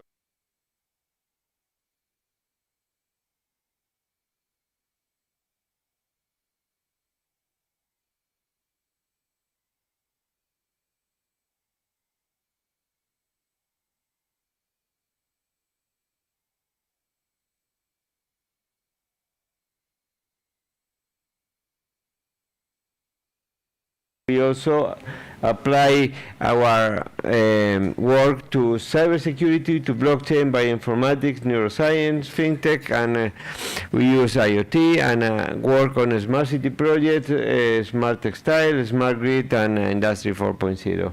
So basically, along the next few years, we have been developing several relationships, and I'm sure with NMIT we will have here a lot of projects in collaboration. We work a lot with the Osaka Institute of Technology, where we are running a lab on robotics and healthcare especially, and also we have a lab at the QSTP in Doha, the Qatar Science and Technological Center, working on energy especially, and in Malaysia at Kelantan on bioinformatics. So, but we have other relationships, for example, with Abu Dhabi Investment Authority, where we work in digital economy, with other colleagues from, for example, Europol, where we work in defense, or with the Science Foundation Ireland. So AI can be applied to all of us, and we are growing a lot, as you know, and this is our new building. Of a number of them we are building for our research center in Salamanca. Neural network has changed, AI has changed from moving from small networks to huge network with millions of connections, as you already know, and we have gone from the last century, from the middle of the last century, to work on artificial neural network, expert system, then genetic algorithms, fuzzy logic, or what at the end of the century, last century, was distributed AI to multi-agent systems, going to something we call social machines, where human and computers started to work together, and then to the field of deep learning, and now on generative AI, which is the real present. And this is what I wanted to get, just to let you know that now we have, I'm not going to get deep into it, but when we talk about deep learning, we have something in our hand that is allowing us to work with a large problem, but approaching the solution from different perspectives. This has changed our way to work with artificial intelligence, and we have got for mixing different type of algorithms together to solve one complex problem, to have one unique algorithm to be able to attack by pulling and convoluting these images. For example, we can work with simply with matrices and apply different filters, and with any of those different filters we are able to identify different solutions, but in one unique algorithm. That has changed a lot, and that has been the step forward to what we have now, that is basically a unique algorithm where we can input a lot of data, train it with a lot of information, and have what we call now the generative AI, which is technology that use transformers, as you know, and now transformer that has a multimodal learning system that are able to work with images, with data, with signals, with everything all at once. So as you can see, we do have a lot of tools that are allowing us to upload information and to deal with that information in a very simple manner, but I'm going through this just quickly because we don't have time. I have here a number of transformers and of multimodal models for you to know that are changing our world. With this, each of them is specialized on something. Some of them are good to be able to adapt to new situations, others to train with images, sounds, data from all perspectives. Some of them accept more data, some others accept different models of learning. So you have here, because I suppose the organization will provide you with these slides I have prepared, a few models identify for us as at the forefront of the state of the art, that can be of much use for you to create new models, and from which to start working and to develop new strategies to solve this type of problems. So all of those have something in common, is that they have what we call a representation state. The representation state is what makes all of this model different, that allow us, for example, to absorb so much information and to represent almost everything we have around us in one single representation stage. I'm going to give you a little sample. If you want to model everything we know, where we can transform any single word, any single concept into a vector, and we store the slope and the cut on the x, and we have a number of infinite possibilities to store all of that information. With all of that information and putting together, there are all the elements that have something in common, we can really create this and generate this new knowledge from all the information we have from the past. So this is what we call the latency space. The latency space is the element that make a difference between the new transformer with multimodal learning to the previous models we use for training our networks. So basically, all of these algorithms allow us to go from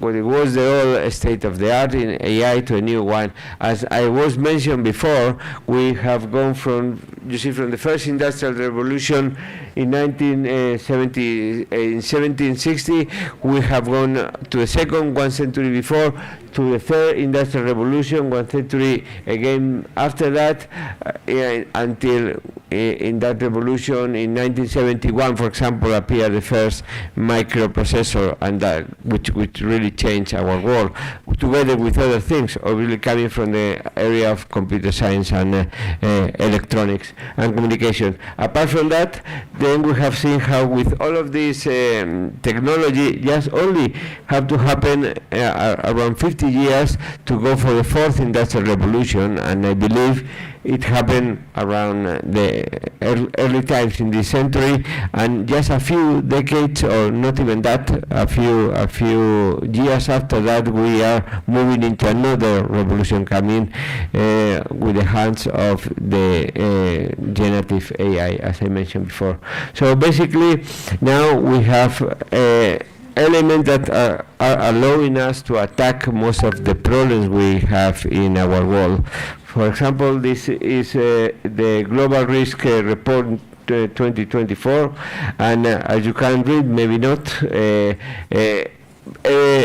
people still is worried about weather condition and about the situation in the world, the cooling or the heating of the world, this global risk, but also people is worried about generative AI, how the AI is changing our world. People is still worried about the social and political issues and for example, the cyber attacks. Now we have tools and elements to be able to approach and attack some of these problems much easily. But what we have to do is to really listen to our society, to understand what our society is expecting from us, and this is what where we are with all of these basically elements that are being study and understudy, and where we can identify many of the issues to solve nowadays, especially related to the sustainable and development goals of we have nowadays. So, what are the top issues that are affecting the industry? Well, we have many issues there, but you can read it in this slide, but around the middle is, say, industry, and all the elements above and under that can be solved or attacked in a way to identify better solutions that we have now, or improving the way in which we work, are related to the industry. For example, the healthcare, the teaching is going to be affected by the generative AI, everything related to the training of the people, everything related to the e-commerce of the people, everything related to the transport. All of these issues are in this table. Some of them will be more affected. For example, every aspect related to the legal issues can be much easily solved using generative AI, and all of these are really we have seen before. In that sense, there are major problems that can be now solved that before were very difficult to approach. For example, maybe you can play the video in these slides. Can you do that? And I don't know if you are familiar with NEOM and with the City of the Line. This is one major project undergoing in Saudi Arabia, where basically, as you have seen, they want to build a new type of city, a linear city with a different type of transport, with no cars, for example, and it's a city where everything will be around users from, for example, universities, for example, the work, for example, entertainment, hospitals, and also within walking distance or very close to the user, to model this type of project where there will be supposed to be living millions of people and have something special. We need to create digital twins. Those digital twins can now be created much faster and on an efficient way using, for example, generative AI, and all of this is very difficult to be done without this technology that allows us to model what is going to happen before getting into the construction. They are building the first 7 kilometers of it. They plan to do the first 12 kilometers, but they realized that half of the production of the iron of the world will be required to do these 7 kilometers, so they cannot spend the whole world production of iron for that city, because it's obviously much more expensive and probably unfair. So basically, now we have many tools, and we have also a new paradigm here. Working with generative AI, developing big model, large language model, take a lot of computing power, is very costly, and is only in the hands of very few with a lot of money to do that. So this big research on this area only can be done by just a few. Before, almost all of us were able to work with AI and developing our own algorithms. Now, as a user, we have great facilities because we have a lot of tools, as you know, to create from this large language model, but it's very difficult to develop that. Good. So basically, also something that is there, which is people is afraid of artificial intelligence. In most of the cases, because we have seen some movies like Terminator, where the bad guy is an artificial intelligence, and many others, and in our heads are information about what happened in this type of movies, and we in a way are worried because we believe sometimes in that what is in a movie can be real, but we already know that is not going to happen. But although generative AI will make a difference, and generative AI will be able to create something that were not expected to be there as soon, probably. And in the future we will see what we can do. But what we can, we should know, and we have to explain to all the colleagues and to the society is that basically AI is under our control and in our hands, and I'll give you some samples of it just now. But anyway, we need to create elements to trust what we do, to trust and to analyze what is behind, to explain it, and to be able to clarify and to explain how we achieve a solution with this AI. So basically, transparency, data privacy, being able to act on a responsible manner, and autonomy.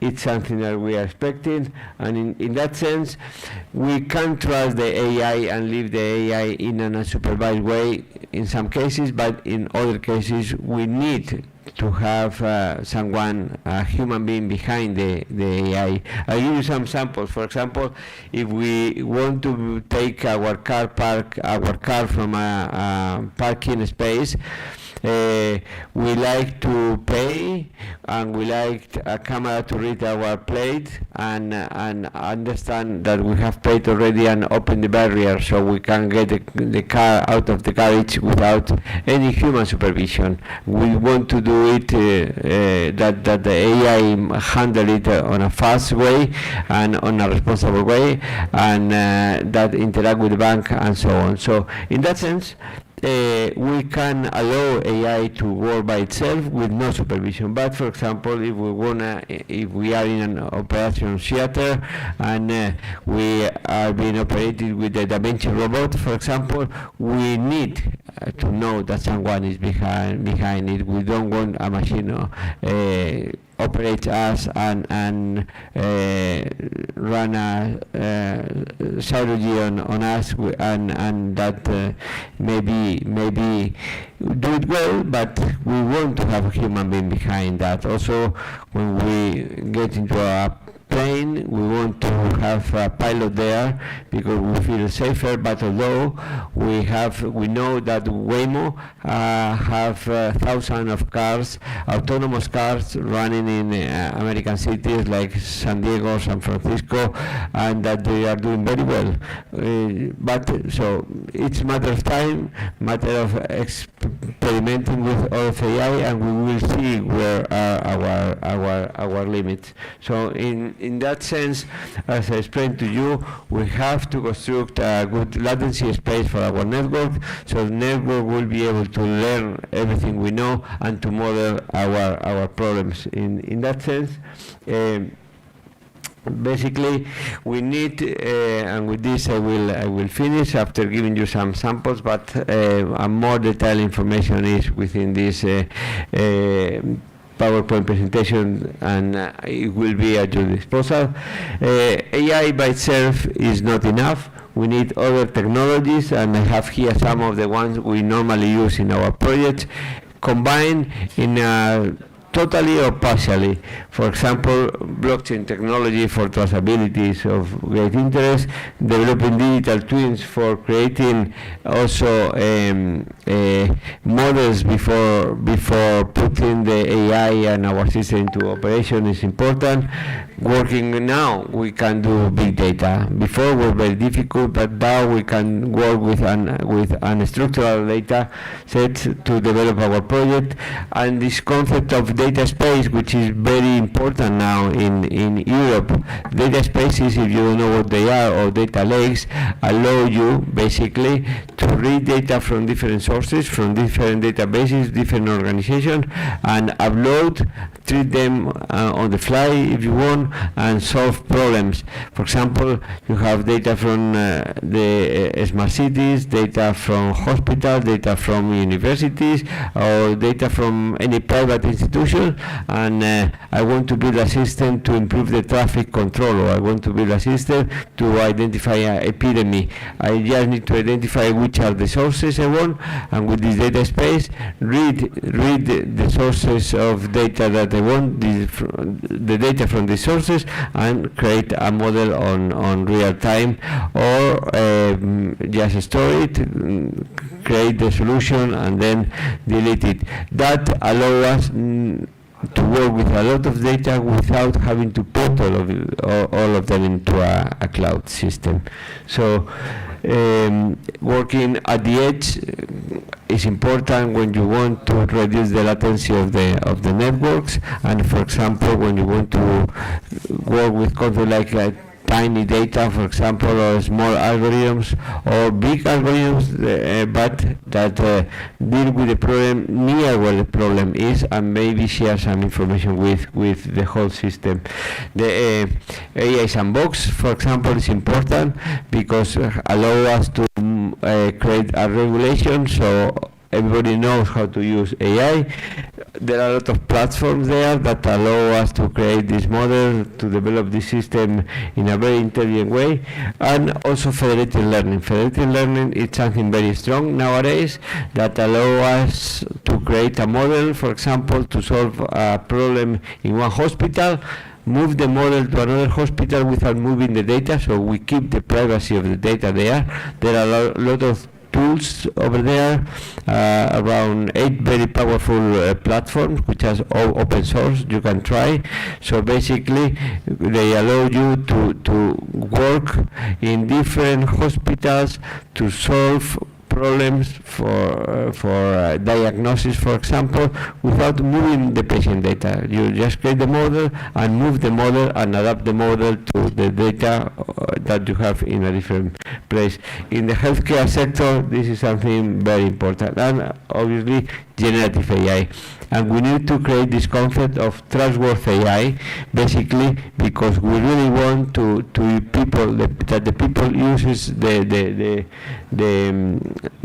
AI, basically being sure that the privacy issues are under control, that it's fair, that they basically solve the problem without any kind of constraint or illegal element, and that the data is in use is the data that has to be used for that.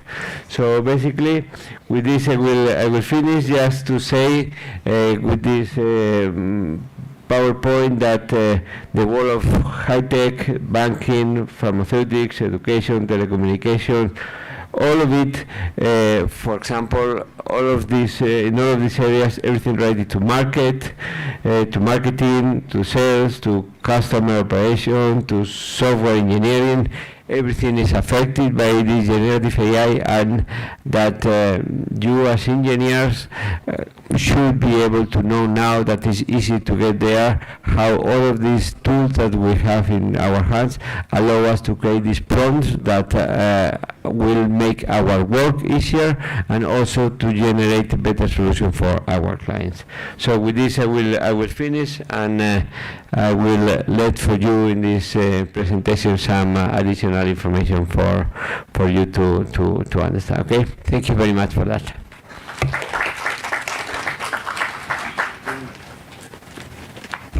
Thank you, Dr. Curchado, for your compelling keynote address. Despite the short time period, it was very well delivered. I now request Dr. Ramchandra AC to felicitate Dr. Curchado with a token of appreciation.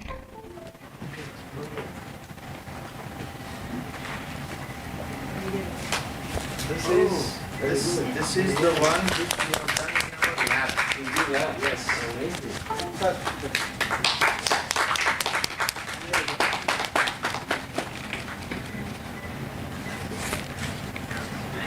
It is engraved on a wood base. Very good, beautiful. Thank you very much. Next, we have Dr. Hironori Washizaki, Waseda University, Japan. Please join me in welcoming Dr. Washizaki.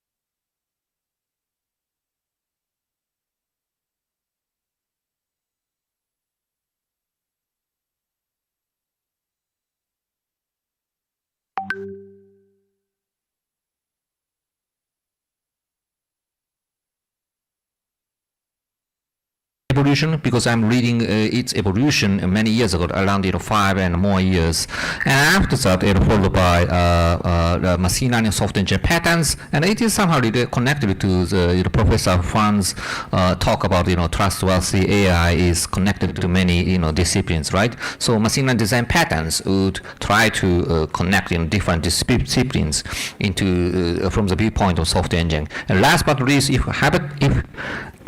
okay, and then last but not least, then I will talk about some multi-view modeling framework that we are currently working on. So firstly, what is CBOK Guide? CBOK Guide is stands for Software Engineering Variable Knowledge. So it addresses guiding researchers and practitioners to identify and have common understanding of what generally accepted knowledge in software engineering. So CBOK Guide is a kind of a collection of knowledge, and also the CBOK Guide is referring to many articles and papers and to guide researchers and practitioners. And this year we are going to release the latest version 4. So CBOK Guide represents evolution of software engineering in line with evolution of CBOK Guide.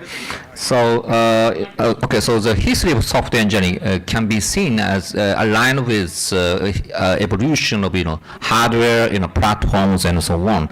So at for example, early 70s and also late 80s and 90s. There were mostly mainframes and PC and client servers. So software engineering were endeavored like structural programming, formalization, design, program generation, and so on. And after that, yes, internet had come, right? Okay, so then in software engineering, there are a lot of techniques and we saw a lot of advancements in late 90s and also early 2000, such as object orientation, requirements engineering, modeling, and so on and so on. And after that, ubiquitous computing is coming, so to address a lot of various different products. So software engineering community endeavors a lot of techniques to address various different software products, such as model development, product line, open source, value base, and also yes, agile. Agile is much more flexible and very rapid release of software. Okay, then so last version of CBOK Guide encapsulated those topics and themes, and then we are going to make its the latest version 4, to address the era of IoT, big data, and yes, AI. So in the latest version of Seabook Guide, we are going to address empirical software engineering, data-driven software engineering, continuous, and also software engineering, and AI and IoT. So this picture, this slide summarizes, how we are going to evolve the Seabook Guide from version 3 to version 4. So at the right-hand side, Seabook Guide version 4 is going to have multiple new knowledge areas, such as software architecture. Yes, in the era of AI, software architecture is becoming more and more important because there are a lot of complicated and complex software systems. So we have to address software architecture properly. Therefore, we are going to additionally have architecture knowledge areas, but also operations and also security. And also another thing is that, yes, this is the era of AI. Therefore, we are also going to have AI and software engineering, such as AI for software engineering and also software engineering for AI under the existing knowledge area computing foundations. So if we are interested about software engineering and also connection to some other areas, please take a look at new latest Seabook Guide, Software Engineering Body of Knowledge. That's a kind of collection of knowledge in software engineering. Okay, so then what's next? I often ask that. Okay, so then what's next? What's a new next Seabook Guide will look like? Okay, so to envision the future, every year, IEEE Computer Society publishes technology prediction report, the so-called IEEE Computer Society Technology Predictions. For example, 2024 report has been published this January. So this slide highlights the summary of the IEEE technology predictions this January. So then x-axis shows technology development success. Okay, and y-axis shows the impact to humanity. Okay, so then you see a lot of there are some key emerging topics, such as, of course, generative AI, new programming model. Generative AI is here, and also managing misinformation. That's also important. Next generation AI. And also sustainable ICT and metaverse and so on and so on. But the point is that this area is going to have high chance of success, and such chance of success could be higher than impact on humanity. Okay, so yeah, we can do that, but maybe less contribution to the humanity, or maybe less impact to the humanity. On the other hand, what about this area, top left corner? We estimate that in this area we are going to have much high impact on humanity, but right now less chance of success. So it means that this area could be much more worth investing in, right? So maybe quite less chance of success, but worth challenging, right? Because we expect a lot of high impact to humanity. And so in this area, for example, not only AI but also sustainable ICT. Yes, world's moving towards sustainable. How we can be sustainable, and also sustainable AI, sustainable ICT, and so on. So, based on such technology prediction, I say that next Seabook Guide would address some new future related to software engineering, such as software engineering and generative AI, software engineering and also quantum computing, sustainability, and software engineering. And the process will be much more AI-assisted DevOps. That's promising future. Okay, I think it's almost time. So, I have more technical details, but my message is that please take a look at Seabook Guide and also IEEE's technology prediction. Then you can see the how we can envision the future, and you are of course a part of the future. So let's make something together to envision and more, much more, great future and contributing to the humanity together in computing. Okay, so that's all. So thank you so much. Thank you.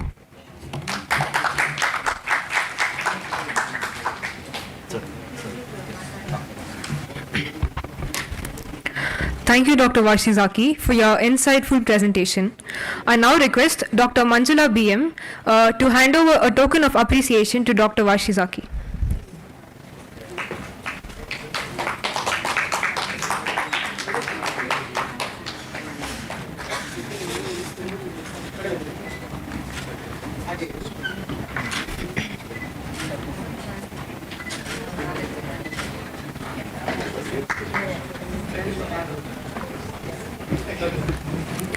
It is now a privilege to invite Mr. Abhilash Manu. Mr. Abhilash Manu is a seasoned technology leader with over 22 years of industry experience. He has extensive hands-on experience in solutioning and delivering digital transformation programs with a strong focus on envisioning, building and scaling new products and revenue streams for clients. His expertise spans across various cutting-edge technologies including AI data engagements, drone data platforms, Industry 4.0, cloud solutions, digital twins and IoT and ERP implementation. His career is marked by several significant achievements, including him being the holder of 3 US patents in computer vision and 1 Indian patent related to edge device communication. Created over 30 assets that integrate new IT technologies and ERP systems, generating $5.6 million in revenue.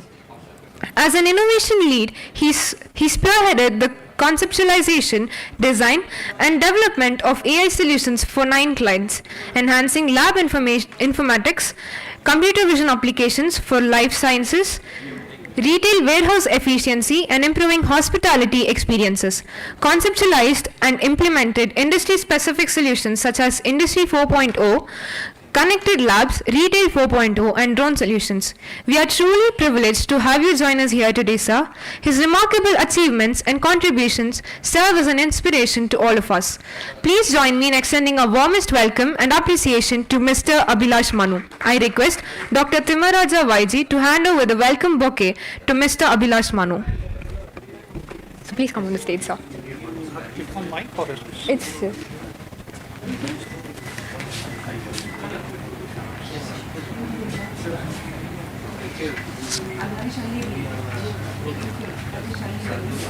Sir, if you want, there's a cordless mic. You have? Cordless mic. I'll have to hold. Yeah, sir. I think that's a better one. Okay. Which is the? Which mic is it? Cordless is better. If you have a clip-on, it's better. Clip-on mic.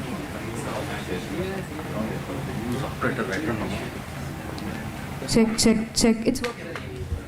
Oh, better. Otherwise, you feel very monotonous.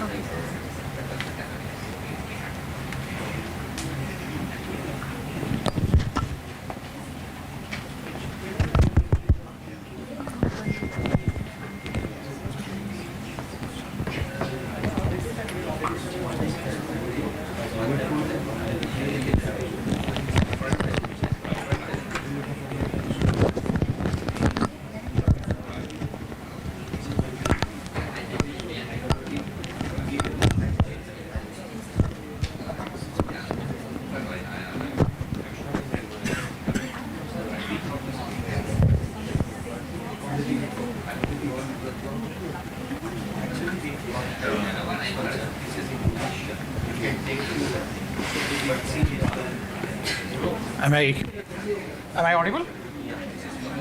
Is this mic working? Is this? Am I audible now? Okay.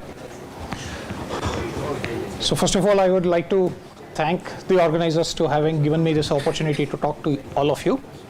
Although not many are on their seats, it's still okay. It's still a pleasure that we are all connecting. So I'd like to start. I thought a lot more students, a lot more kids would be in the auditorium today, which is not the case, which is unfortunate. So all those people who are present here, please consider yourself quite lucky to be listening to such dignitaries speaking about the IEEE future of technologies, right? Something that we in industry would not get to see, sir. Thank you so much for presenting it. Yeah. So that was a great thing to see. Now when we look at the technology horizon, what we need to think about for a minute is there is obviously a lot of scope for technology to grow, right? So we can keep on improving the technology.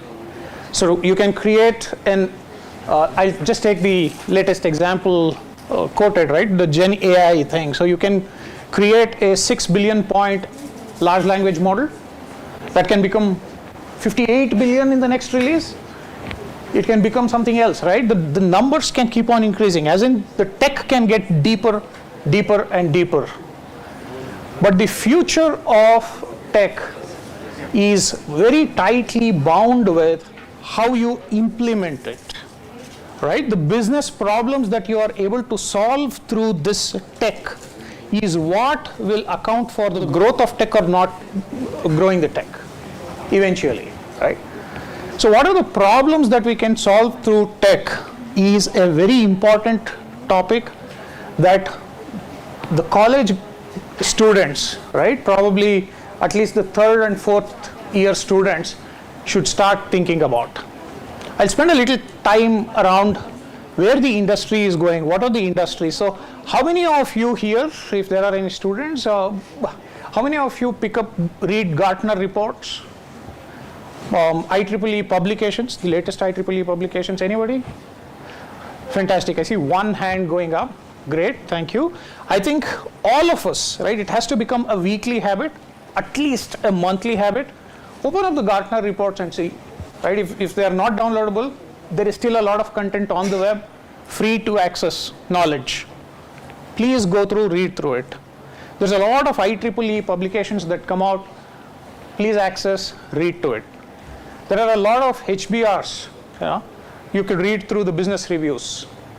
Please do it. Now the reason why I'm saying that is, if you look at the industry sector, now what I'm going to do here, guys, is I have a 400 slide PPT. I'm going to read through every line of it. No, I'm kidding. I have only few slides. I'll talk a lot. I'll show you less. Okay. Now, if you look at the industry sectors at large, right? What are the industry sectors? Now what I'm trying to do is I'm trying to give you kids an introduction into how the industry out there looks like, right? We all know there is a company called Infosys, there is a company called Accenture, there is a company called EY, there are multiple companies which come, hire, give you a job, take people. Yeah, you are interested in the CTC, fantastic, but what next? Once you land there, right, what is it that you are going to do? Now obviously you are talking about somebody got into a support project, somebody got into a development project, somebody got into an implementation project, fantastic, all that is fine, but that's all that is tech. What beyond tech?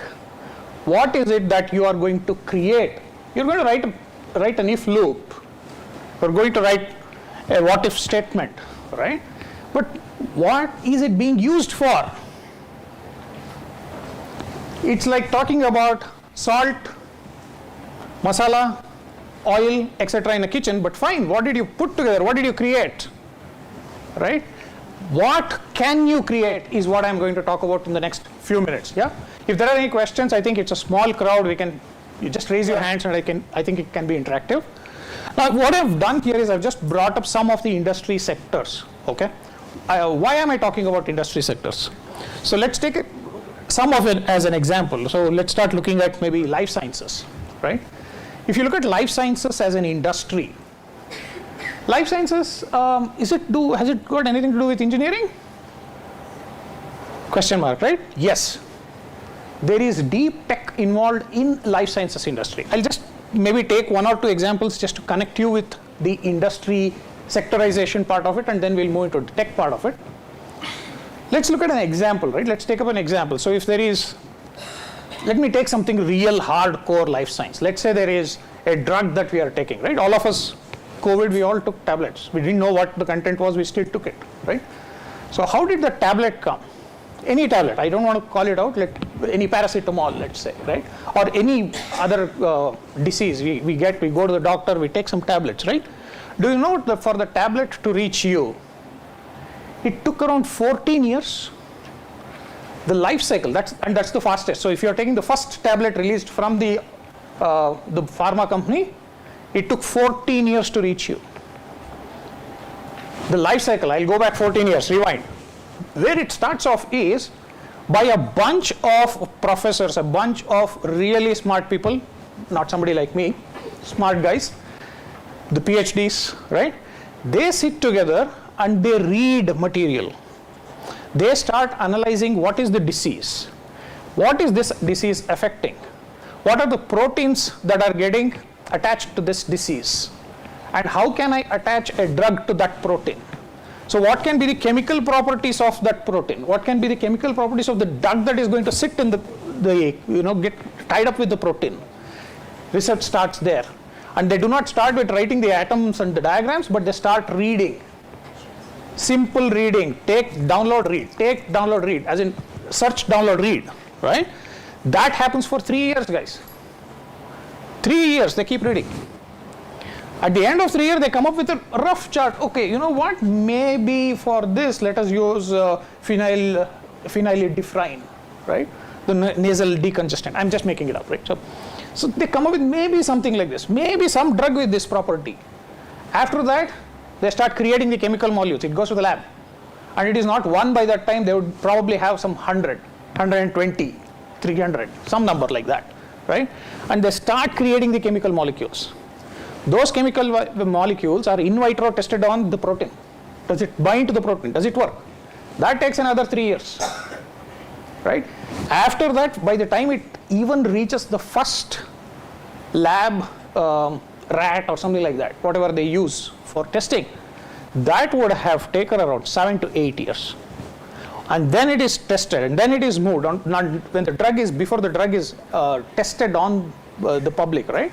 Volunteers are called out across the globe, across different races, across different practices, etc. And it is tested on them. Volunteers, they have to sign up and you have to take the test. And they take the tests. By the time it hits you, it gets released in the market, it takes 14 years, 15 years sometimes, right? And the kind of money that goes into creating this is approximately $30 billion, more or less. 22 to 30 plus $billion, okay? Now I am a pharmaceutical company, I have made so much of investment, I don't know when I release the tablet in the market, will people buy it or not, will it cure or not? So it's ultimately a market question, will it work or not, will it fail? If it fails, 30 billion gone down the drain. Sure, let's start on another research tomorrow morning. People do that? So this is where engineers come in. Now, where is tech in this? Right? There are generative AI programs that have come in which can create a drug-like molecule. So the initial 3 years of work that somebody did looking at the documents, feed all the documents to an LLM, a large language model, right? Ask it questions, it will interact, it will give you the set of answers you need. 3 years can probably become 1 year. It can help. We still need the bright people there. It can help. The technology can become an enabler. So imagine what is a 15-year cycle. If you can bring it down to 6 years, think about the business impact you guys can create. That was one example. I have listed out manufacturing in detail because I primarily work on manufacturing and industrial sector. So I can take thousands of examples and bore you through it. I'll just take one example. Let's choose the supply chain problem. Post-COVID, we all came to a standstill because of the supply chain problem, right? How many of you bought a bike after post-COVID? A normal bike, if you go today, it is available. You don't even, no waiting time. Take cash, pay, ride the bike out. Post-COVID, 2020, buying a car, buying a bike had a 6-month waiting time. 6-month waiting time. You have to book, pay money, wait. Nobody is ready to wait, correct? Why did that happen? That happened because the global supply chain, which we assumed will work, got broken. China went into lockdown, India went into lockdown, Indonesia went into lockdown. Now where are the goods moving? The ship, steamer, it needs to move, right? From one warehouse to another warehouse, somebody is creating, somebody is manufacturing, a chip assembly is happening. All of this has to move. That cycle has to work. And even if there is one stoppage, one block, today we are seeing some geopolitical disturbances across the globe. Even that is affecting your supply chain, especially the petroleum supply chain, right? Okay, I see a lot of sleeping people. That's fine, you can sleep. Don't snore, okay? You might disturb the guy sleeping next to you. Okay, so coming back to this, the supply chain is a very important problem to be solved today. When we look at supply chain, how can tech help in supply chain, sir? Come on. Do you think tech can solve everything? Right? That's your question. He has a question mark on his face. Well, I don't think tech can solve everything, but it can definitely act as an enabler. Right? And how does it enable? I'll just talk about an example and then we'll move on, right? One of the examples could be for supply chain, right? Think about GPS connected handling units. So there is something called as handling units, okay? Handling unit is nothing but a box in which you put all the things that you need to ship, strap it, ship it, right? So just imagine it's a GPS connected device, right?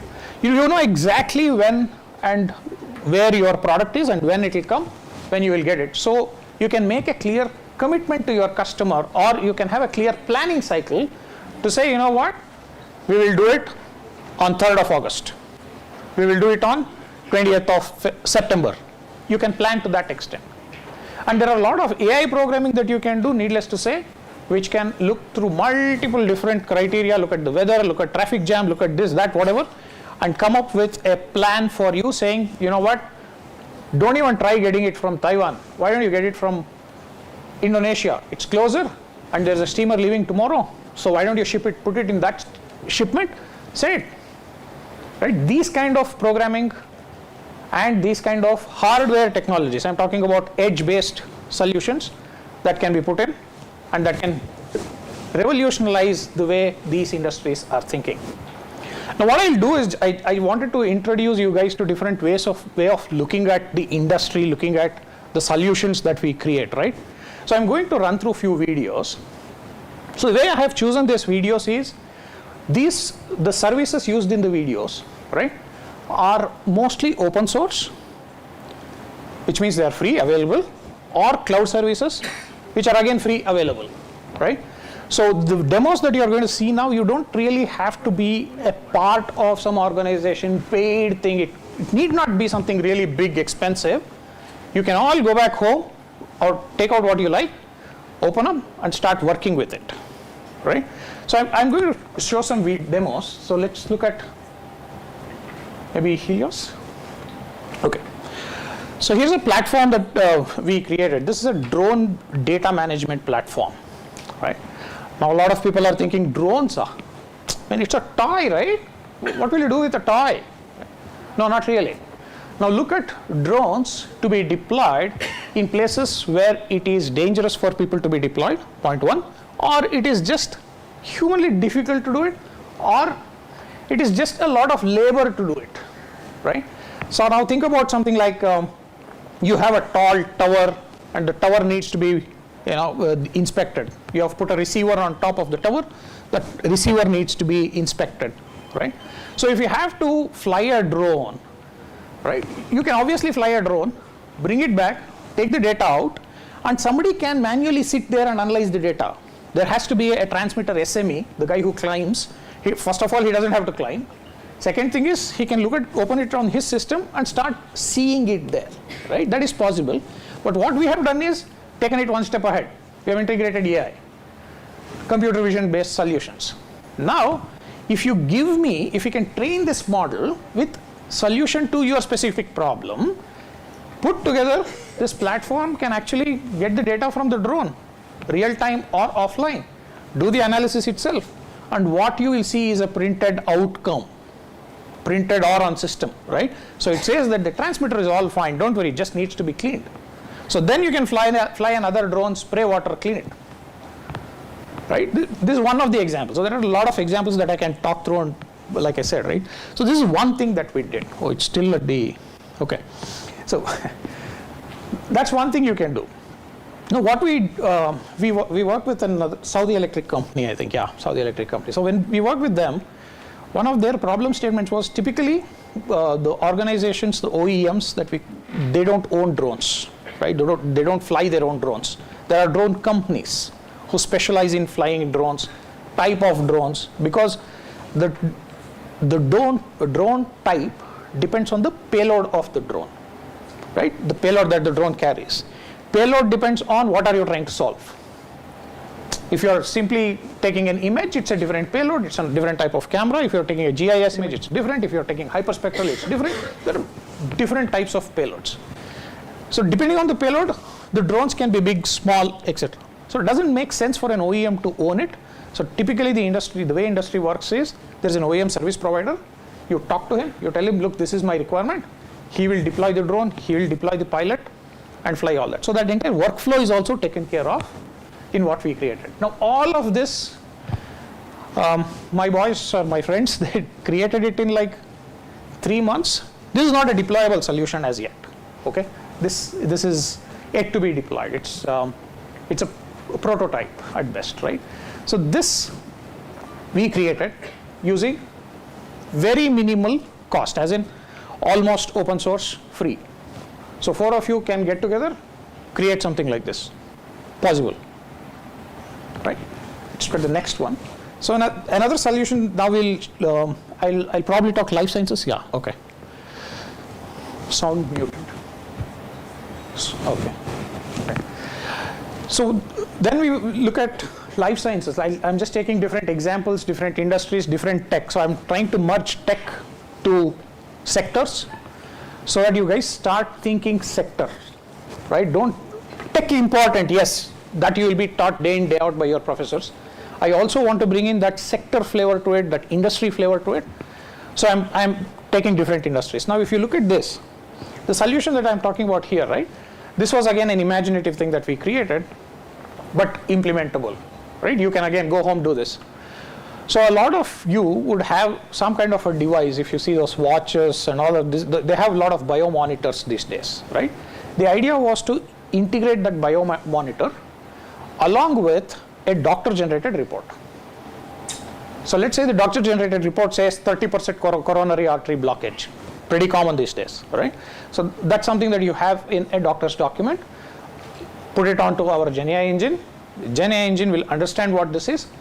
It'll understand the age of the person, the sex of the person, male, female, blah, blah, right? And it will create the heart. What could be the size of the heart? What could be this person? 30% coronary artery block, how could it look like, right? And the real-time the real-time data coming out of, let's say, his biomonitor device, whatever, it could be a watch, it could be a patch, etc. That data is coming in. So let us say, I'll just visualize the next level of scenario possible. Let us say a guy with this patch connected to his phone on an app is taking a run, walk, or is exercising, and he gets tired. He goes beyond that level of what he should not do, right? 80 beats per second heart for a 30% coronary heart block. Then there is a warning. Then there is a notice sent to the doctor. The doctor calls, hey, stop doing what you are doing. Why don't you relax? That can happen on the app, happen through doctor.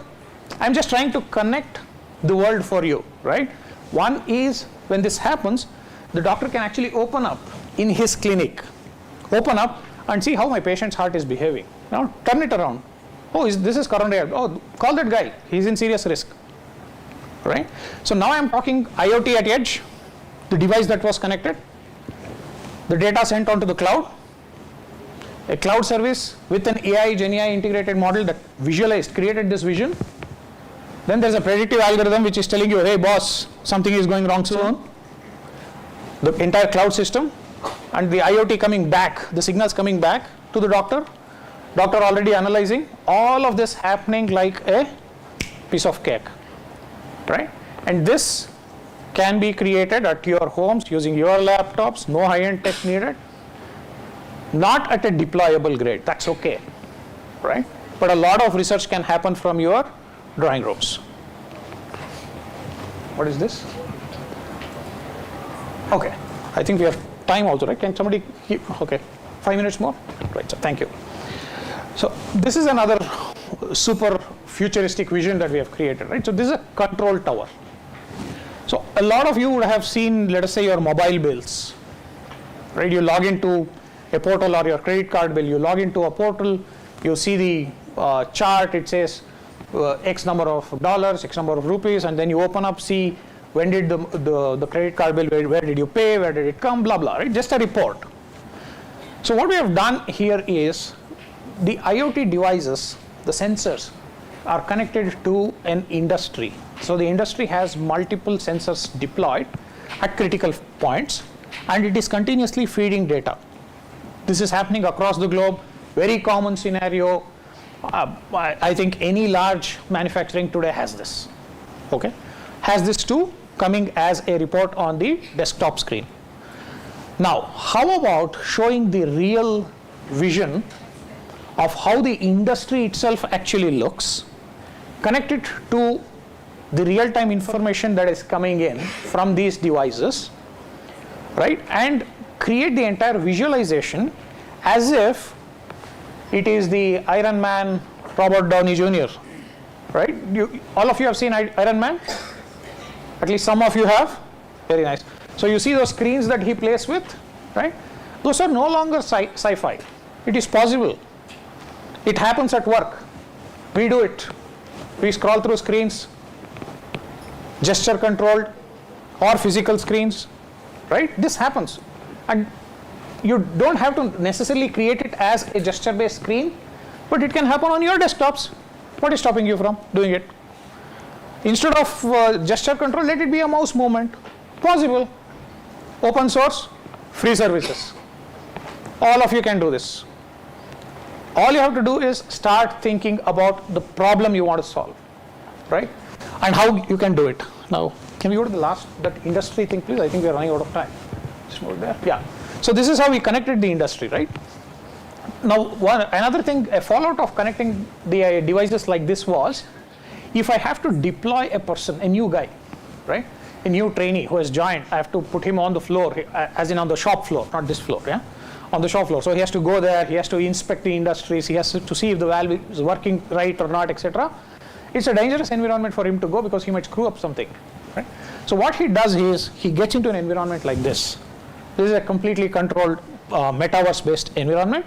So he walks into this environment, he starts playing around with it in the meta world, right? Nothing is happening physically. A physical connection is also possible if we switch it on. For example, it's not a trainee, but it is a operator, right? Let's say a shop floor manager or somebody. He can actually log into the metaverse control, and the real actuation on the valve happens. I'll keep that aside. The trainee, I'll come back to the trainee solution, right? So the trainee guy moves in, he plays around with everything. So if he screws up something, let's say there's fire, he sees fire, but it's in the meta environment, right? So this can be used as a training environment. This can be used as a grading environment. This can be used as an audit environment. All three at a time. I'm not even talking real-time controls. I'm just talking the environment that is available there. Now this also looks like a lot of games that you guys play, right? So you don't see any guns here, but these kind of environments you can create. Open source, cloud service, free.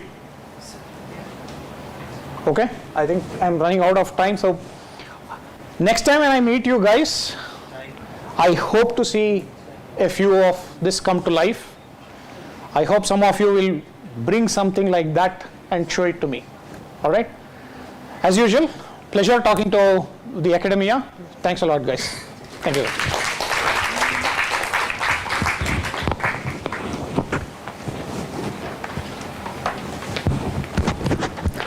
Thank you, Mr. Manu.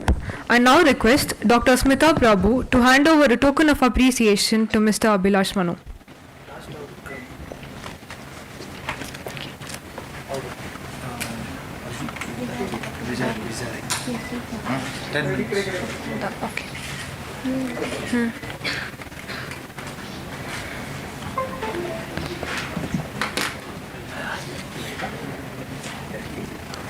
Audience, please sit. There's another keynote address.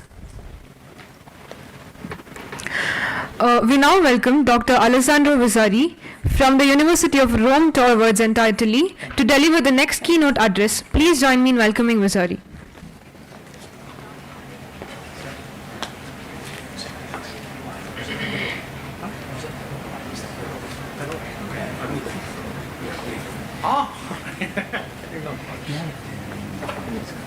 only connect. Yeah, just 10 minutes. May I have the presenter? Slides. Yeah, I'll give. Okay. Thank you very much to all. I have very short keynote speeches I promised to you before the lunch. I would only to give you some remarks about the future of networks, communication networks, and we will have to expect for the next future, the main building blocks, the ecosystem. I would like to finish only with a few inputs for you, for students, researchers, and so on. So, 2 minutes. Yes, 2 minutes. Okay. First of all, the ecosystem. We have several technologies. We heard by the previous distinguished lecturer that we have several technologies. The trend is clear about digital technologies, but the problem is how can I manage them within an overall ecosystem. Probably we need to modify our mindset, to change our mindset. That's why I will show some examples to do this, in order to have a closer relationship between university and industrial companies. Thank you. So we are in the era of decentralized networks. First of all, we will have several small nodes belonging to the one of several networks able to deliver different services. So first of all, we are going for the beyond 5G and 6G communication networks. We will have small nodes connected with a few basic features, functionalities deployed across a particular area. This is the official name of the 6G, IMT 2030. The story already started last year. We will have several terrestrial networks and non-terrestrial networks nodes, as you can see, such as satellites at different altitudes, terrestrial nodes in terms of things, automobile, autonomous sectors, and so on. All together, we will have small nodes belonging to several and different networks interworking. This is the keyword. Without any kind of, with no doubt, currently we have a technological triad. We can identify 3 main categories of technology. First of all, on the left, they are relating all mixed reality, metaverse, and so on, the augmented reality technologies. On the right, we have artificial intelligence and machine learning, and on the top, we have blockchain. We have 3 main categories of technologies. They are interacting among them. This is the key point. We have several technologies, several areas, but with a unique vision. We have tried a technological trial.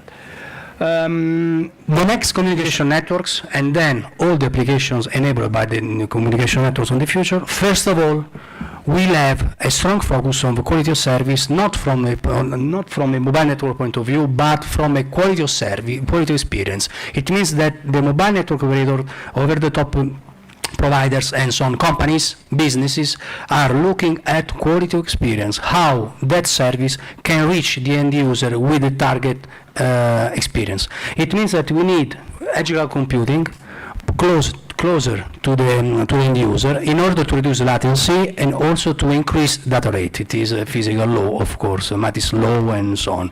This is a strong topic, this is. So it means that if in the 5G we have these kind of features, we know mobile edge computing, agile computing and so on, with the 6G, beyond 5G and the 6G, all the things are native, will be native, this kind of focus.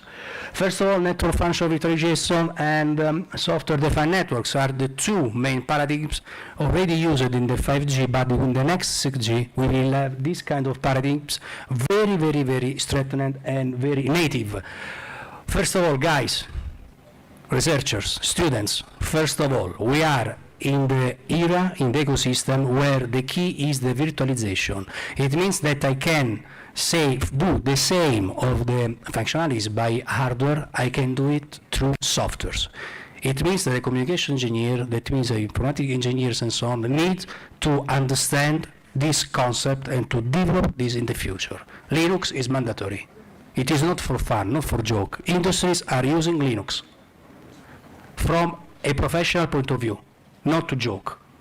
Okay, this is the point. So from now we are called to understand, to use with a professional level this kind of platforms. So I can do via software all the functionalities of a real equipment and hardware equipment. This is the first point, virtualization.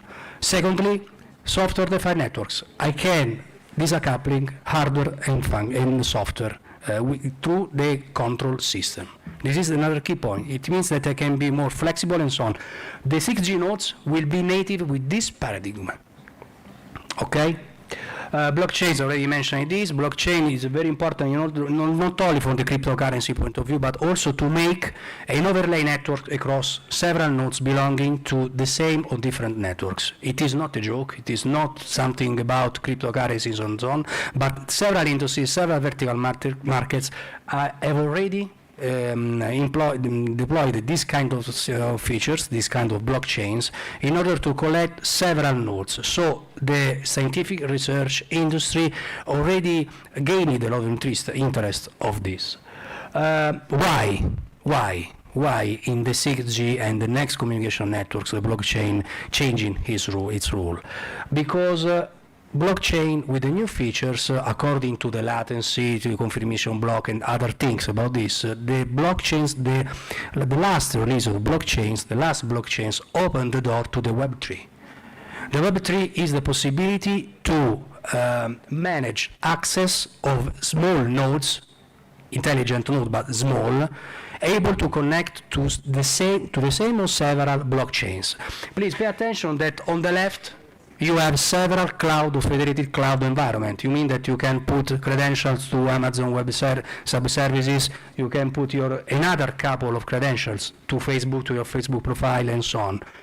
With the Web3, I can manage the access of several nodes through the wallet, to the credential, to the couple of private and public key present in the wallet, able to connect to the same blockchain. It is a game changer in the next releases of the web, okay?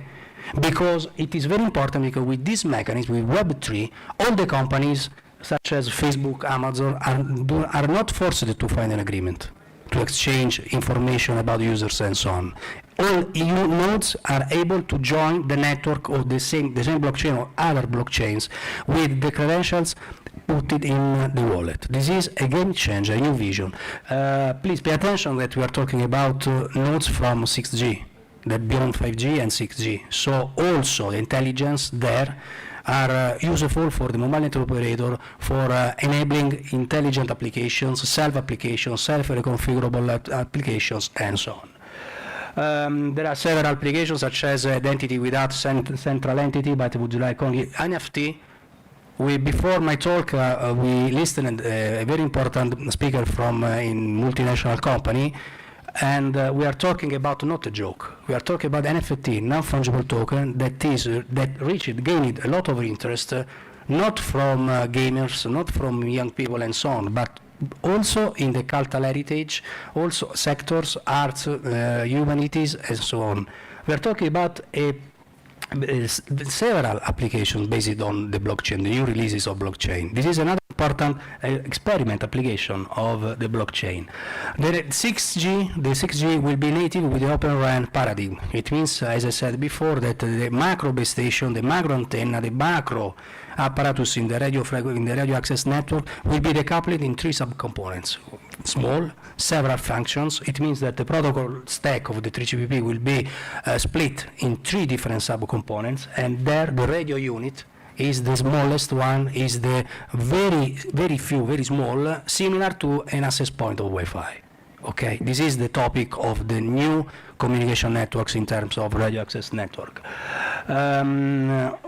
This workflow, AIML flow, was already present in the first releases of 5G, of course, in the releases 14. Now we are currently working on release 18 and 19. But I would like to stress that the rule of this workflow changed in the last years. Why? Because in parallel, artificial intelligence and machine learning moved from this basic application in terms of making intelligent node, intelligent function, intelligent applications, thanks to, for example, the combination with blockchain in terms of smart contract, for example, to enable automatic intelligent activities, in terms of generative AI, and so on. This is very important because also this feature will be native with the next 6G and stressed more than 5G now. Goal-oriented semantic networks. Why we are in the ecosystem? Why we need the semantic? Because as we learned by the previous speakers, the previous talks, we have a huge of data. We already have a huge of data, huge amount of data coming from a plethora on several knowledge bases, IoT sensors, satellite, terrestrial networks. We have a huge data. And we have, in order to find a better model to train that network for that application, for that user, we need, of course, a lot of processing. We have a lot of models to train, a lot of computing, processing, and so on. Now, the importance of the meaning of data. According to the input data, I can extract the meaning, I can extract the semantic features, and then I can transfer only the semantic features on the receiver.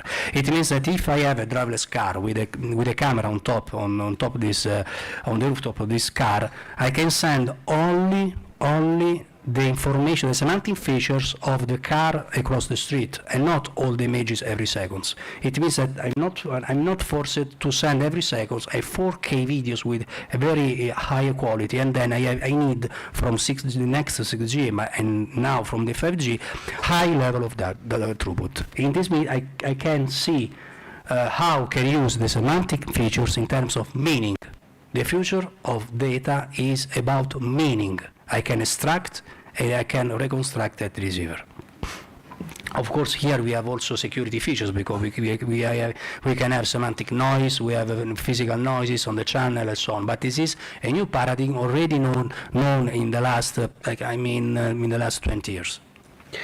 Intelligent reflecting surfaces. We have several surfaces with the right polarization able to reflect radio waves in particular direction in order to increase capacity and coverage. This is another topic native for the 6G, together with the molecular communications, for example. So I can use, currently researchers are focusing on the necessity to use molecular communication, molecular within a particular material to enable communication, not radio wave and so on. Why? Because I can be in a small environment, for example, in underground place where I cannot use radio frequency signals and so on, for example. This is another topic that in the case of 6G is needed to be deeply discussed, deeply analyzed, and the researchers are going very, very faster to do something very important for not only for the search and rescue applications, of course, for safety applications, but also for industry applications.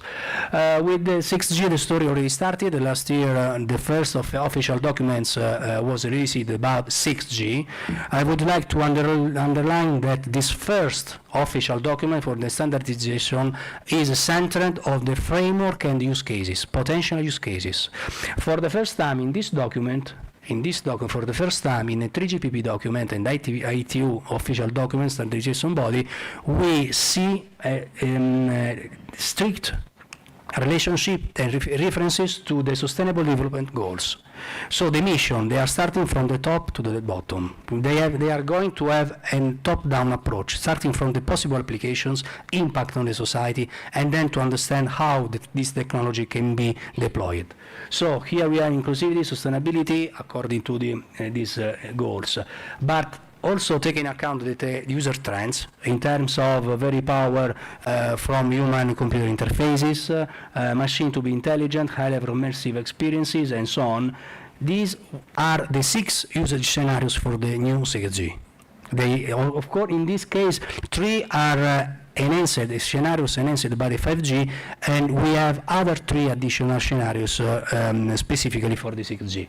These are the capabilities up to 1 terabit per second. I would like also only to mention this European project, EXA-X2. It is a research project on 6G that are mentioning your country, India. So in this project, they identify several use cases, potential use cases, in order to give a possible support to the standardization body, and there are several references for the foreign countries outside Europe, and all India is mentioned, of course. In terms of, for example, enable smart village and remote areas, in terms of supply chains and logistics, immersive interactive experience, it means that your country, belonging to ITU and 3GPP, of course, and the standardization body, already gave to this standardization body your vision, your perspective. And these are the same within Europe, within USA, and so on. Okay? This is an Italian project just to check the possibility to create several relationships between several projects in Europe and here in Italy. Restart project is the most important project in telecommunication we have in Italy because it is joined by all the public universities, all the major industry, both large enterprise and small and medium enterprise, working on telecommunication from different points of view in terms of intelligence, integration for LEO satellites, several aspects it means. The topic is to put intelligence within the network, both to make mobile network operator more intelligent, both to offer, to provide services to end user in a more intelligent way. This is the main topic. Together with everything is a service, with a servicization. It means that we have virtualization, we have a software-defined network, we have an approach to a customized software in terms of user agent, virtual agent, possible chatbot, and also the possibility to discoupling hardware and software together with the SDN paradigm. AT&T is a part of this project, focused on the integration of LEO satellite and terrestrial networks. Please take in account that the last version of Internet of Things standard, for example LoRaWAN, already modified several things in order to enable an IoT gateway, terrestrial IoT gateway, to transmit directly to a LEO satellite. Finally, please, I request your attention only for these two last slides. All these things are technical subjects, are in a technical ecosystem. They are the main building blocks that will constitute the 6G, the future 6G. So the 6G will born in this ecosystem with blockchain, semantic networks, oriented semantic networks, intelligent reflecting surfaces, and so on. This is the technical landscape, okay, the context. But the most important building block is the skill. With the skill we need to move from a technological perspective to a practical application. It means that technology itself it is not enough, of course. We need, this is a ranking of a list of the skill gap expected for the young engineers, the young employers by 2027. And you can find artificial intelligence at the third bullet point, of course, because it is a very important technology. But the first 2 points are represented by analytic thinking and critical thinking and creative thinking. It means that your brain, the capacity to understand new problems and to find new solutions to new problems with new technologies to be developed is the core point of the next years for your country, for European countries, for Italy, for all the countries. Okay? This is the reference. And finally, I would like to mention this aspect related to artificial intelligence and machine learning. From a communication point of view, from networks, applications, and artificial intelligence, for example, if you are talking about driverless car, we can talk about semantic networks, we can talk about blockchains. These technologies are already applied to this ecosystem, in particular for a driverless car. But what is the most important limitation that the scientists, researchers, analysts, engineers are finding in this year, in the current years? Is that at the moment, if you talk with a neurology in the neurology field, if you talk with a doctor operating in that field, you can receive this kind of answer. Our brain is not mapped entirely. It means that there are still some parts of our brain that are unknown, and also the main functionalities are not known.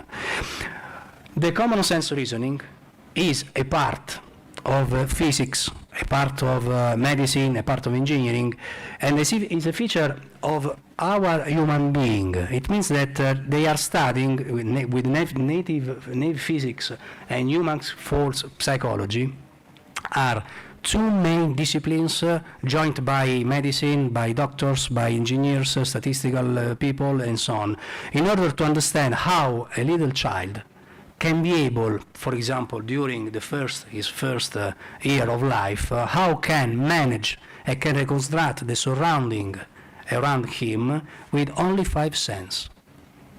Because on board the car we have hundreds of sensors, we have thousands of data we can have. But human child can reconstruct the information surrounding with his instinctive, with his capacity of understand limitation, rounding, and so on. This kind of features, common sense reasoning, is one of the hottest topics for experts coming from artificial intelligence and machine learning applied to the driverless car. Because in the context of a driverless car, artificial intelligence experts need to understand how can I find the best model to train a car in that situation, for example, in an emergency situation. And if you ask to 10 people, different people, which can be the best recovery manner, the recovery solution for that emergency situation, probably you can receive almost 5 or 6 different answers from them. Okay, that's why artificial intelligence, these technologies are needed for us to support our decisions. Please pay attention that at the moment we are only in the middle, in the second step, in some cases. We already deployed in the bottom in terms of operational decisions, so we can interact with automation control, automation applications such as Industry 4.0, mining applications, automotive. In some cases, in few cases, we are able to implement artificial intelligence and other automated control in the tactile decisions, near real-time decisions. Okay?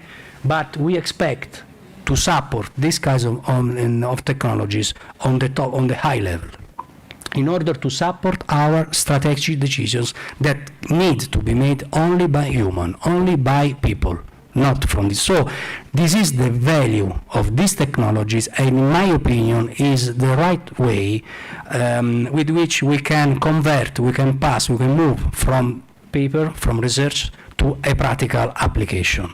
We need to understand how we can support and we can be supported by these technologies, because according to my mentor, and I think for mentor of you, human spirit must prevail over technologies, and this is my conclusion. Thank you very much.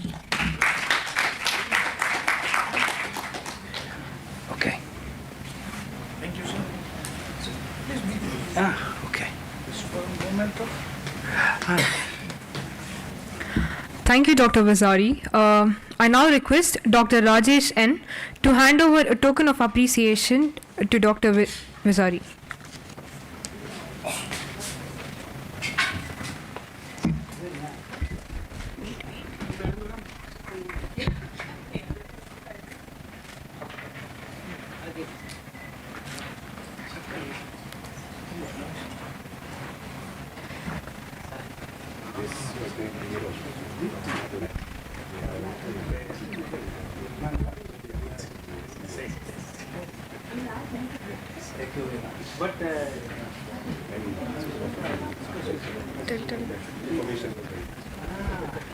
At last, I'd like to thank you all for your patience, presence, and participation.